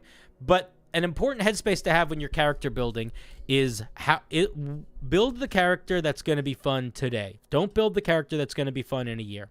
So if you want to be a ranger that's good with ammunition, Swift Quiver is not what you should be waiting for. Swift Quiver is not the move. You should just talk to your dungeon master. Maybe you'll get a magic item that does something that gives you ammo, but like genuinely it is not worth your time to go ranger if the reason is Swift Quiver. Okay. I mean, there were some other reasons. I've never played ranger or fighter. Usually I've played like bard, or I've played warlock. Just make sure whatever those reasons are, you're getting them early, because you're multi-classing here. So like, because realistically, do you want to be good at like good damage output? Yeah. So that means you need to go at least 5 levels in fighter before you do anything else, just so you know. That's fine. I could do that. So I know you can do that, but what I'm saying is I'm telling you to think about the time here. So like realistically, you're going to be a fighter probably for the first, depending on how often you pay, you're probably just going to be a fighter for the first like 3 or 4 months that you play. And then, you'll start getting ranger, but you're also still going to fall behind a little bit, because part of being a fighter is you get more than one extra attack. But every level you take of Ranger is a level that is away from you getting that extra attack. So it doesn't necessarily, like, I mean, that's not necessarily a bad thing. Like, if you don't care about having more than that extra attack and you're more interested in the Ranger features, but you should not think about this in terms of, what am I going to be when I'm level 10 and 5 levels of this and 5 levels of this? You should be like, what am I going to be when I'm level 3? Is that cool? Okay, cool. What am I going to be when I'm level 5? Is that cool? Okay, cool. What am I going to be like when I'm level 7? Is that cool? Okay, cool. Otherwise, you're going to be annoyed. And you're take it more of a like a baby step at a time kind of It's thing. not It's even like one baby at a step. time It's not instead even of baby one. step. It's like, that's the game. The game is not being level 20. The game is going off and adventuring at whatever level you're at. Most campaigns that I have played in do not go past level 6. Like people just, unless you're starting them at higher levels, you shouldn't have that, you know, people don't, unless you're starting at a higher level, you're not going to get super high level most of the time. Fair enough. Those are my thoughts. Hope that was somewhat helpful. Oh yeah, no, that was extremely helpful. All right, cool. I've been trying to be more open in terms of like D&D advice. So Yeah. I mean, listen, you could definitely go for Swift Quiver. You're just going to be waiting a long time. yeah, I do have one last question. I am planning my own homebrew campaign, and it's being it'll be my first time DMing, and I was curious if you had any like first time DM advice or any resources I could check out besides That obviously is too big of a question for me to answer for a second question. Fair enough. I will say go to the D&D behind the screen or look at any of the other people that I suggested looking at. Anyway, I love you. Goodbye. If you're going to ask a second question, it needs to have like a 3-word answer. All right, let's see. Next, we're going to have Devin. Let's see if Devin will be able to join us or not. Hello, Devin. Hello? Hey, how's it going? Doing well, and yourself? I'm doing I've heard quite that well. a few times, actually, so you can skip that if you want. I skip it all. What can I do for you today? So, I've been working on some homebrew. I took some of your prior advice of trying to look for those patterns in the classes that we're working on homebrewing. And I've been working on the Warlock, and I've been having a harder time discerning the patterns in the Warlock's class features. First one feels like use it, very flavorful, very tied in, but once it gets past that, there's a lot more variation in the types of features they're giving than, say, like the Paladin, where it's like, your first one is your Channel Divinity, followed by your auras, then things that build off of that. For sure, Warlocks are definitely. You're gonna find the more that you look at spellcasters, especially like Warlocks. Also, I would argue Wizards are like this too. I would also argue that like Druids are sort of like this after second level. The main thing that I would say is I think you started off right. So at first level, you're getting something pretty cool, pretty flavorful, pretty evocative, and maybe a ribbon feature. Maybe. At 6th level, you are either getting something that is going to be somewhat defense-based or utility-based. It doesn't necessarily mean it doesn't need to be limited. It's like that's a very broad statement, but they are broad things. But the only thing you really don't ever see getting at 6th level is something that directly affects your like eye attack feature. You know, for example, the Hexblade at 6th level, they get the thing where they can summon a ghost. You know, it's like, yeah, the ghost can do stuff in combat, but it's much more useful for non-combat stuff. Or like the Fiend Warlock, I think they either get resistance to a damage type or they can reroll a saving throw or something. Yeah, that makes sense. So that's the 6th level. 10th level is usually something. Whatever the 6th level was, the 10th level is the other. So sometimes one is defense, one is utility, vice versa. 10th level will also sometimes, not always, but sometimes be like a unique sometimes once a day, but like a unique flashy move. Not always, but it can be. But the main other one is the 14th level feature. I'm pretty sure almost across the board is a once a day big flashy move. I don't think any Warlocks get a passive all the time on, or even like multiple times a day feature at 14th level. I think their 14th is always it happens once and it's freaking crazy. Gotcha. Yeah. The best warlocks to look at if you're trying to do warlock design, in my opinion, are the Fiend Warlock, the Fathomless Warlock, and maybe the Hexblade, depending on how edgy you're feeling like being. But the Fiend and the Fathomless kind of they cover a broad spectrum, but you can start to see the patterns if you look at those two. The Fiend is probably the easiest one because it's the most straightforward, but it's good to look at. I like putting the Fathomless in there too because it can help give you a sense of like the more complicated. The Genie is also not bad to look at for that either. Gotcha. Yeah, I have the patron that I'm working off of is a deity that's very control and manipulative based. So it's about gaining control of others, but also very focused on their own personal power. So it's a more combat like the Hexblade, but more of that contract and control of some of those other kinds of more underhanded patrons. Cool. Yeah, the other thing that I would just say is it sounds like you're doing some good work. And honestly, doing what you're doing, I think, is the best way to, other than sharing stuff and letting people criticize it, the research that you're doing, I think, is the best way to get better at writing D&D stuff, at least. What was I gonna say? I lost my train of thought. My train of thought's been gone for years. Doesn't matter. I think it's a good idea. I think what you're doing is good. I think if you keep at it, you'll find things. Oh, I remember what I was going to say. The only thing that you have to be careful with when you are doing that research is you don't want to take too much inspiration from the stuff that's already there, because you don't want to be writing something that already exists. You want to make sure that the thing that you're making, not just flavor-wise, but mechanically feels quite unique and distinct. Yeah, that's the other thing. I don't want to take what's cool about the Hexblade and then just take everything else that's cool from the other classes. No, I that's want it not to good feel design. very, Don't do that. very Yeah. simple. Yeah, I want yeah. it to feel very unique in its own. Yeah. So I can't tell you what to come up with. That's where you have to be the creator. Absolutely. But I was just do having think trouble that, getting my feet on that one. Yeah, it's a little bit more open-ended. There are definitely classes that are way easier to be like, this is what they do at this level. Warlock. Yeah, Paladin wasn't hard. Paladin is easy. Cleric can be pretty easy. Bard, I think, is really easy. Barbarian is really easy. Ranger kind of sometimes can be. The hardest one is, I think, Fighter is probably one of the hardest ones because they can be kind of anything. Fighter is the most like, you want it to be something cool, go try. Yeah, the magic system in my setting that I've kind of been working on is more unique. Where it's more drawn from yourself. So that's why Paladin and Warlock have been the ones that I've leaned to so far. So Fighter I was going to mostly be able to leave alone. Monk was the other one I was going to mess with. But those features are much more tied to your key activation and new things you can do with that at the stages, and then buffing those back up once you get further down the line. Yeah. So that one seemed pretty cut and dry as well. Cool, So I appreciate your time. Yeah, of course. Thanks for the call, Devin. I love you. Goodbye.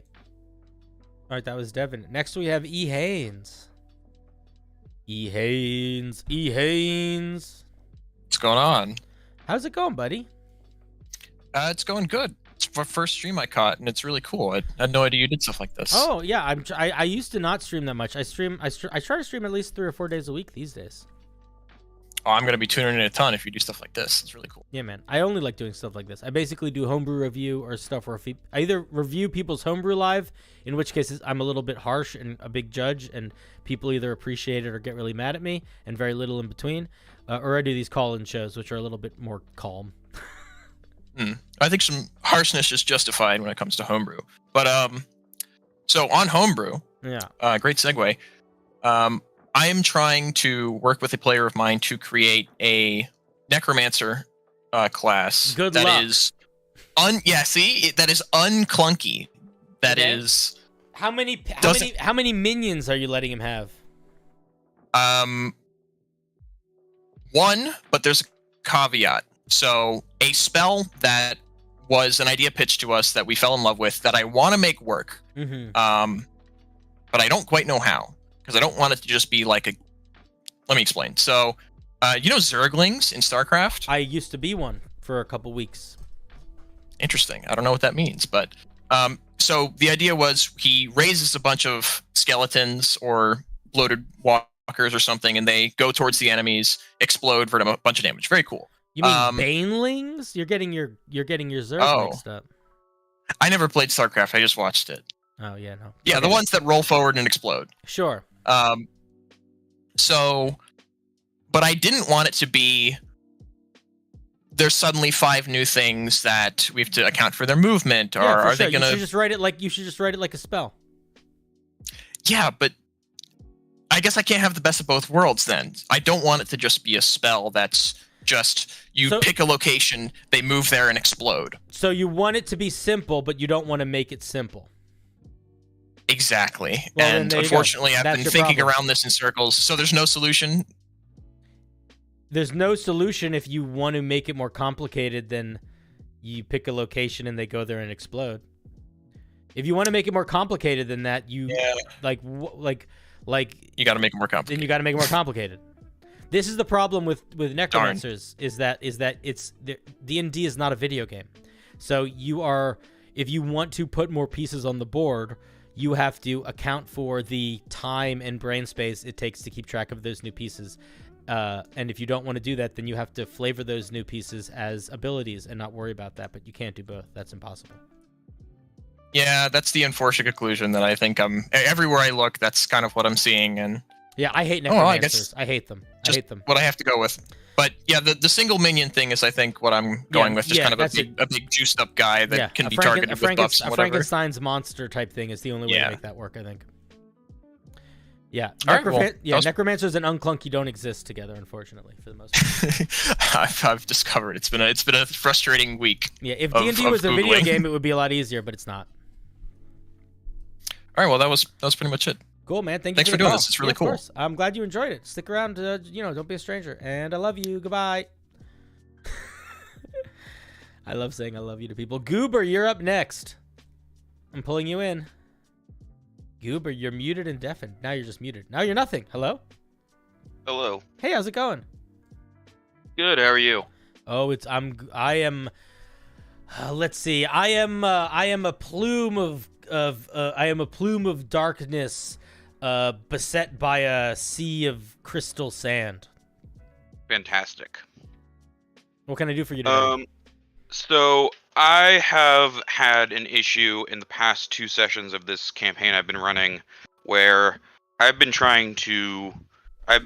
making these very cool like enemy NPCs that I've been very excited about and wanting them to be reoccurring villains. And then my players obliterate them and they end up just dying in the first combat they show up in, and I'm just wondering if there are some tricks to avoid that. I am going to tell you a piece of advice that I said accidentally once before, and I think it's the smartest thing that I've ever said when it comes to encounter design, and I think it will be applicable here. You should not have combat encounters with these characters where the goal is winning in the fight. If you want to make the players meet an NPC that you want it to be an ongoing villain, then the combat encounter should be built around the villain is trying to do a thing and the players are trying to do that thing also. Or the players are trying to accomplish something and the villain is trying to stop them, or vice versa. So winning the fight doesn't actually mean killing everyone. It means stopping the thing from happening or making the thing happen. But it creates a situation where they can be thinking about things that are more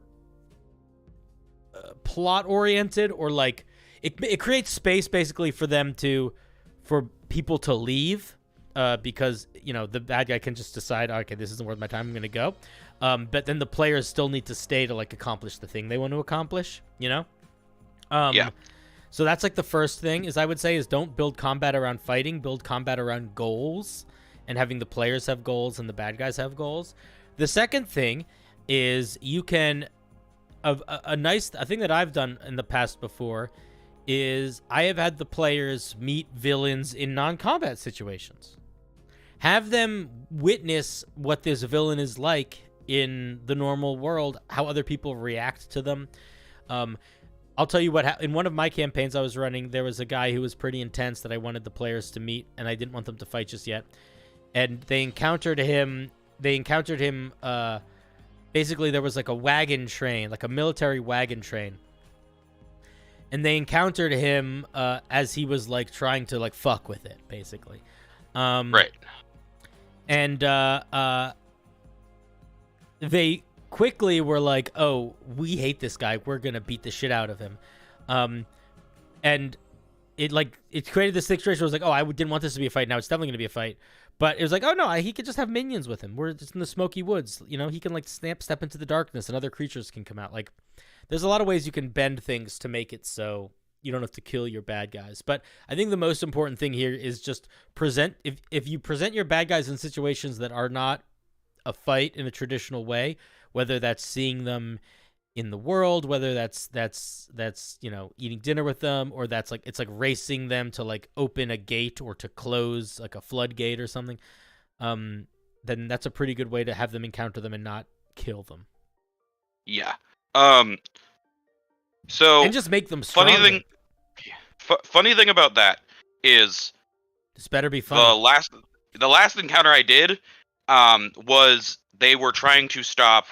Basically, the two villains I wanted to be reoccurring they were like, this is like a cyberpunk-esque world. You need to get to the point more quickly. You're rambling. Yeah, sorry. Basically, they were trying to kidnap a bunch of people, so there was a secondary goal. They're trying to stop them from taking the people. They were able to accomplish both. They stun-locked the shit out of my two important NPCs and executed them. What level and then are they? They're level 8.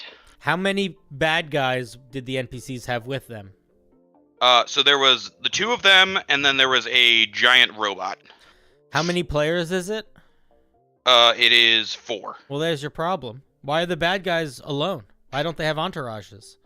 It's a lot harder to stun lock a bad guy when the bad guy has 4 bodyguards, you know? You gotta keep action economy. This is the same thing I said to the other guy. Your level 5 character will lose to 20 CR 1/8 monsters. Your challenge rating 10 or 12 bad guy will lose to 4 level 8 players. Like you gotta action economy matters a lot. Right. So from what you're saying, I think I want to suggest that you need to be a little bit more intense as a dungeon master, probably. And I would encourage you to be more vicious.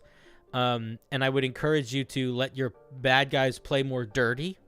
And I would also encourage you to give them more power, whether that is in minions or escape routes or things like that. And then also, those are my main thoughts. Okay, yeah, thanks. That is very helpful. So You'd be surprised how much better your villains are going to be if you play them from the mindset of, I am going to try to kill this character this villain is going to try to kill one of these characters, than if you just play the villain like, oh, he's evil. If you're like, no, there's a goal here, and the goal is killing a character, they're going to be tougher. I'm not saying that should happen, but if you're feeling like it's a weird psychological thing that you can do, but it's going to make you make choices you don't want to make, but they're the choices you need to make if you want to win as a bad guy. Right.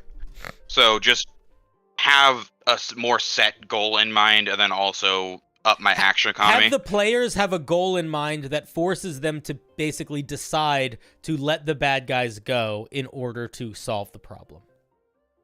Okay. And at this level, they're still level 8. It's the classic Superman stuff. You throw Lois Lane out the window so that you can escape. Right. Do you think at this level, throwing legendary actions at them would be appropriate? Yeah, man. You should be throwing fucking. Yeah, I have a group that's level 9. I don't balance my encounters anymore at all. I throw whatever I want. Oh, okay. Stop balancing your encounters. Balance your encounter around what's going to be cool and what fits the story. Don't worry about anything else. They're level 8. Don't worry about it. Right. Also would like to apologize for the rambling. My brain does that sometimes. No, it's fine, but I am going to hang up on you now. I love you. Goodbye. Okay. Goodbye. Do you have a link? What are you talking about? Oh, you guys are talking about other stuff. You guys can't put links in the chat. Sorry. Somebody ruined that for you. Next is Pippin Paddle. Hello, Pippin. Oh, you're not Pippin. You're Grimly. Get out of here, Grimly. Hello, Pippin. Grimly, I saw that you were sooner. I'll pull you back. Don't worry. Hello, sir. What's up? It sounded like a DMing, door was opening when you started talking. That was cool. I am DMing a game, and basically the setting that I created, magic disappeared for a very long time. Classic magic, always disappearing. This is what happens when you take continents away. So frustrating. So magic disappeared for a very long time, and it came back. And the kind of tension of the campaign is about the new world that formed while magic was gone, and the old world kind of returning. Gotcha. So, makes sense. What is your question? My question is, how do I make non-magical, human, humanoid encounters interesting, and not just hit them with sword again? I would say literally the exact same advice that I gave to the last guy. Make there be goals that are not winning the fight. Make their bad guys intelligent and give them, resources, tactics, that sort of thing. But the best way to make a fight interesting is to make the goal of the fight a thing that you need to accomplish. We need to get across the bridge so we can close the dam so the city stops flooding.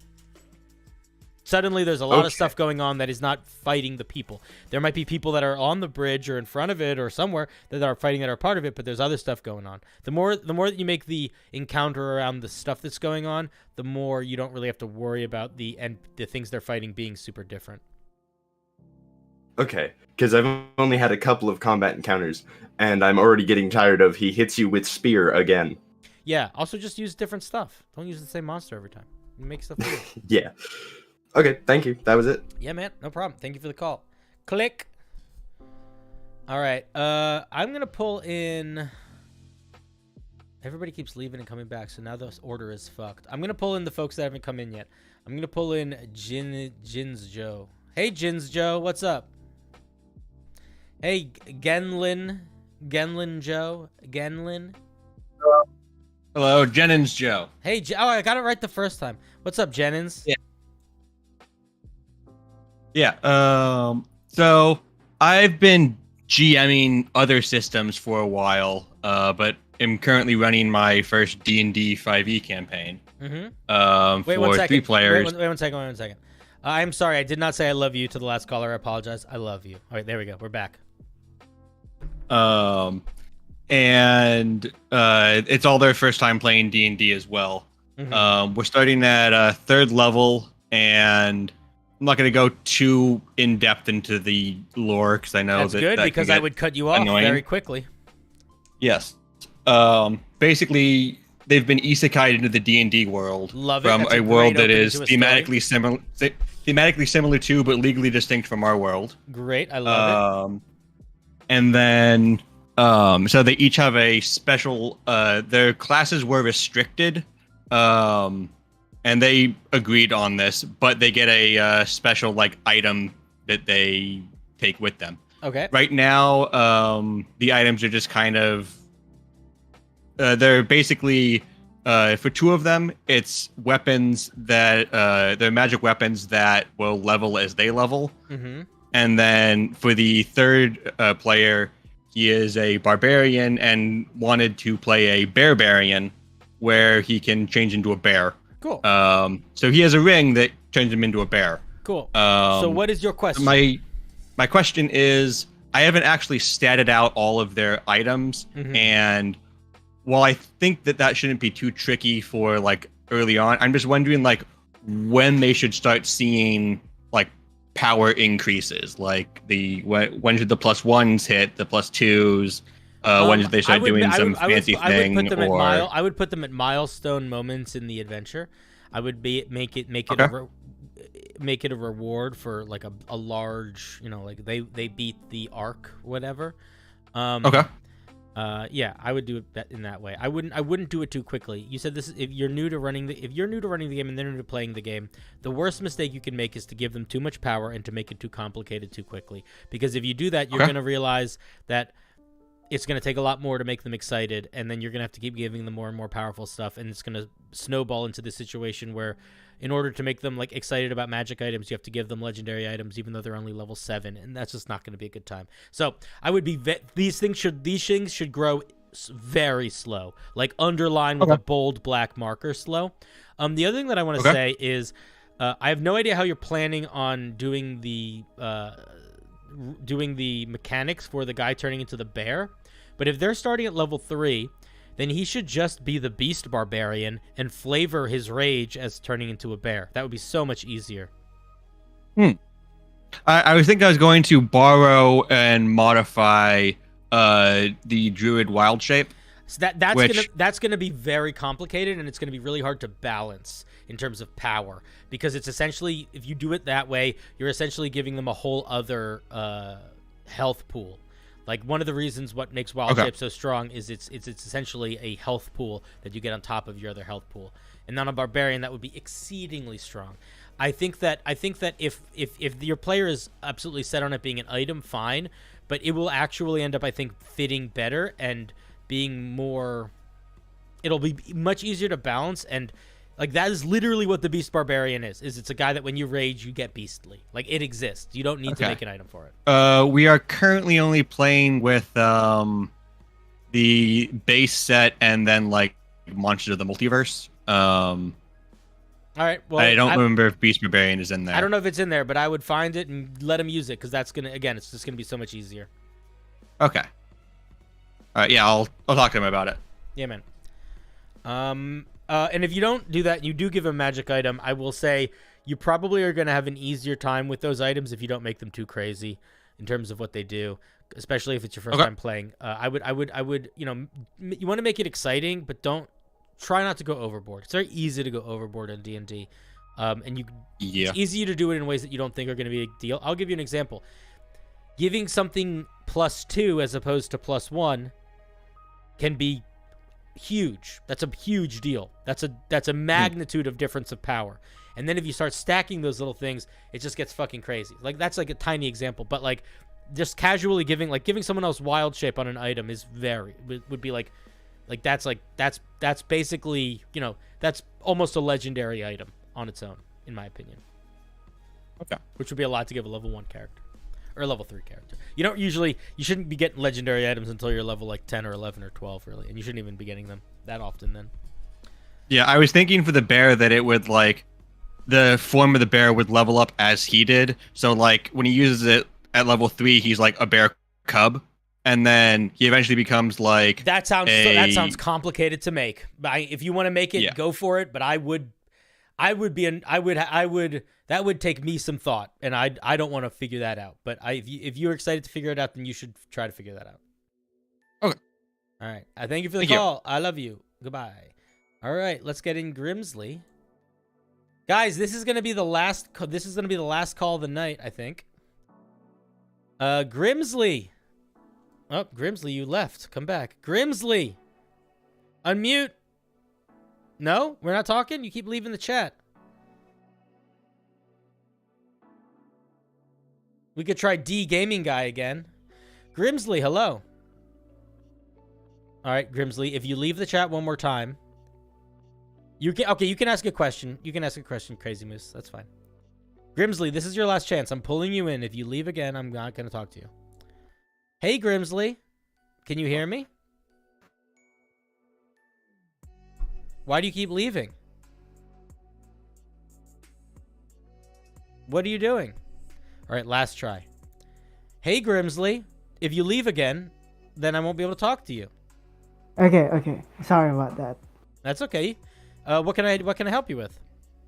Okay, so I need help with a character that me and my DM has been working with. So recently he's just been traumatized by fire, and my new travel companion is a sorcerer that uses fire, so he's gonna be traumatized by that. Mm-hmm. So do you have any way that we could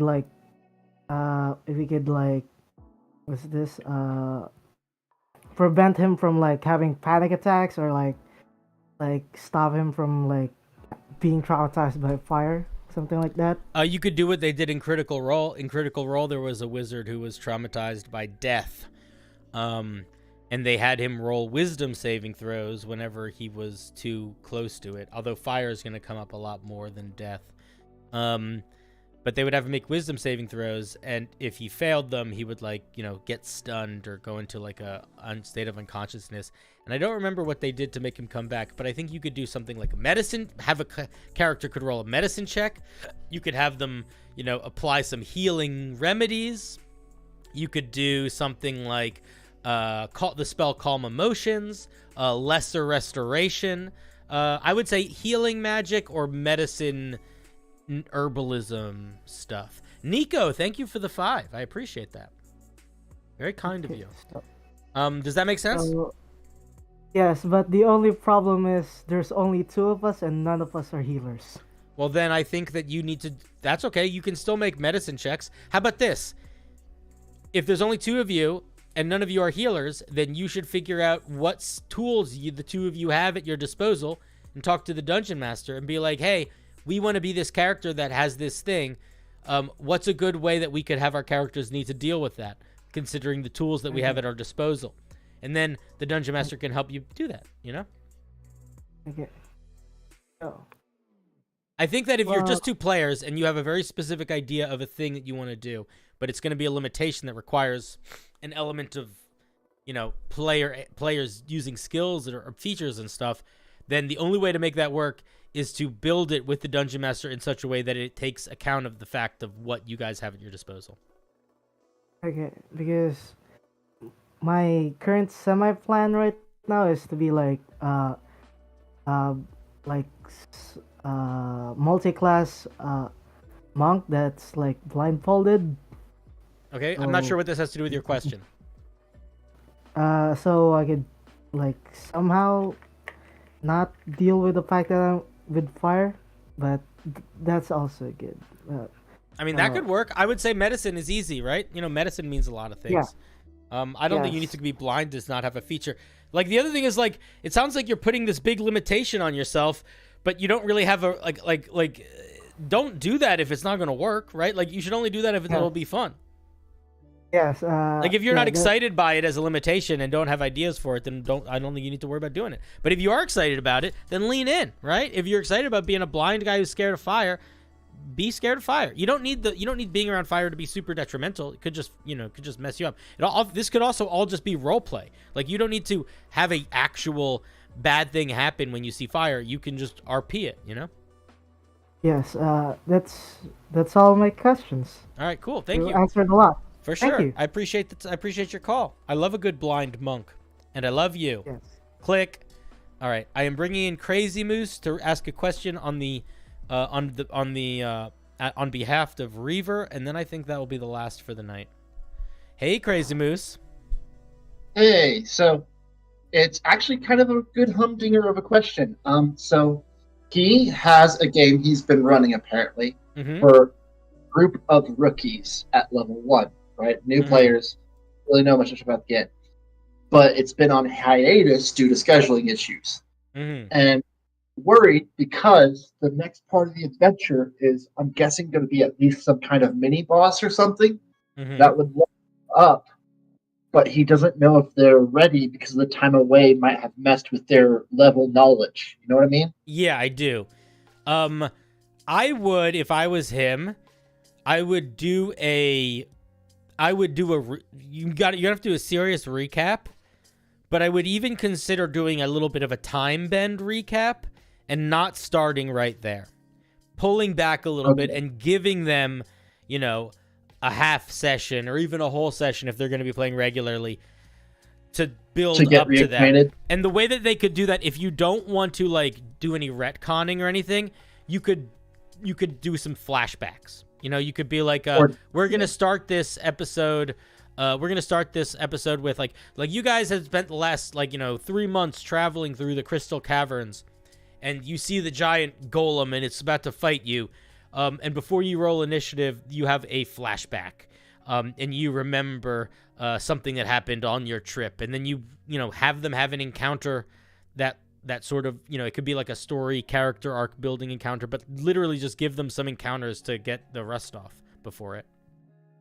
All right. Okay, that actually does sound like a brilliant idea. Dude, flashbacks are good. Flashbacks are good. Flashbacks are so good. My reaction was, oh, well, I gotta lay emergency track to delay the boss fight so they can get reacquainted. But that's even better. You know? Can. One of the things that is really that people forget about D&D, I think it actually has to do with Critical Role, because Critical Role plays D&D where every second leads into every second. You know. Yeah. But that's you can play with time in D&D. You can you can flash forward a year. You can one of the things that is the most fun to do is to just look at a player and be like, 10 years ago, you were walking down the street. And then suddenly you're like, wait, what? And then you like turn it into the part of the session. And it's like you don't just tell them. You're like, okay, what, you know, you make it an action oriented. You know, you even give them some combat or stuff. It can be fun.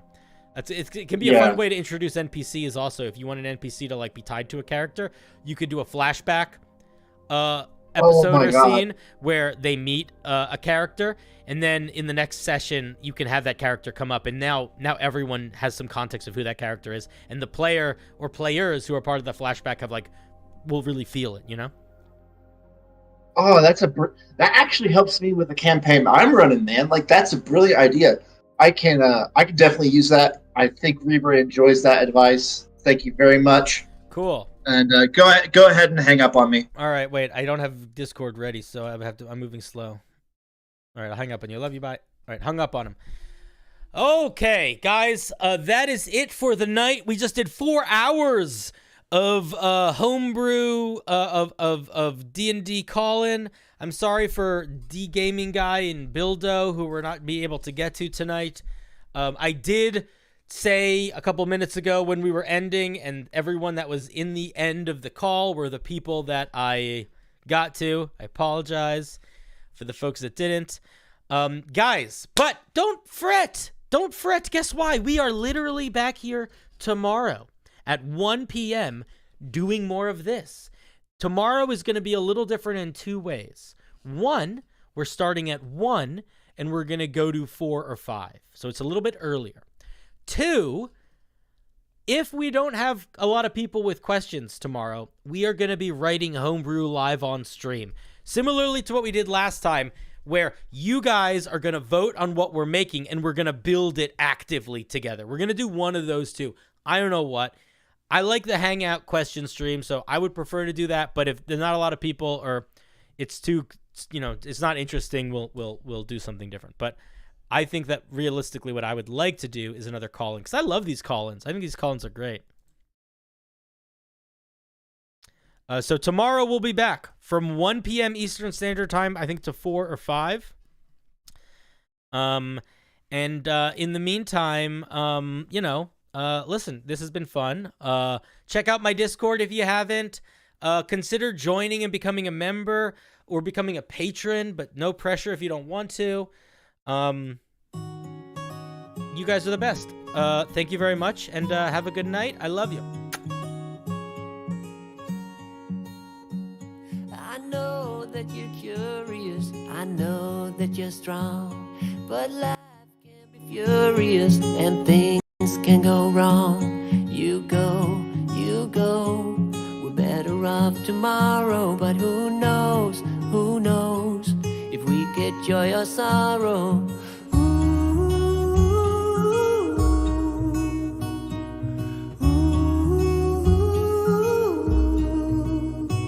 Stay true to that fire in your heart and your soul. Don't drench your desire in what you can't control. We fly, try so hard to get there, and we might be lost but not forever.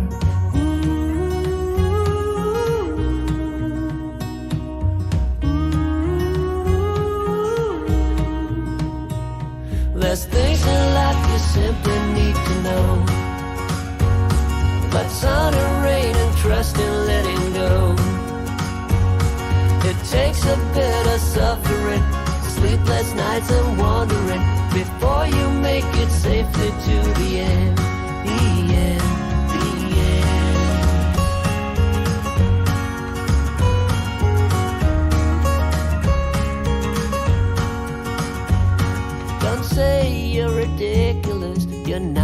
not even close.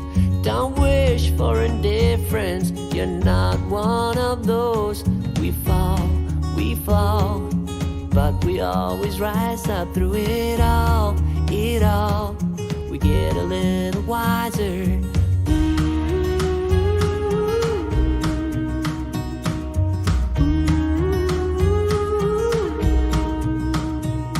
There's things in life you simply need to know, but sun and rain and trust in letting go.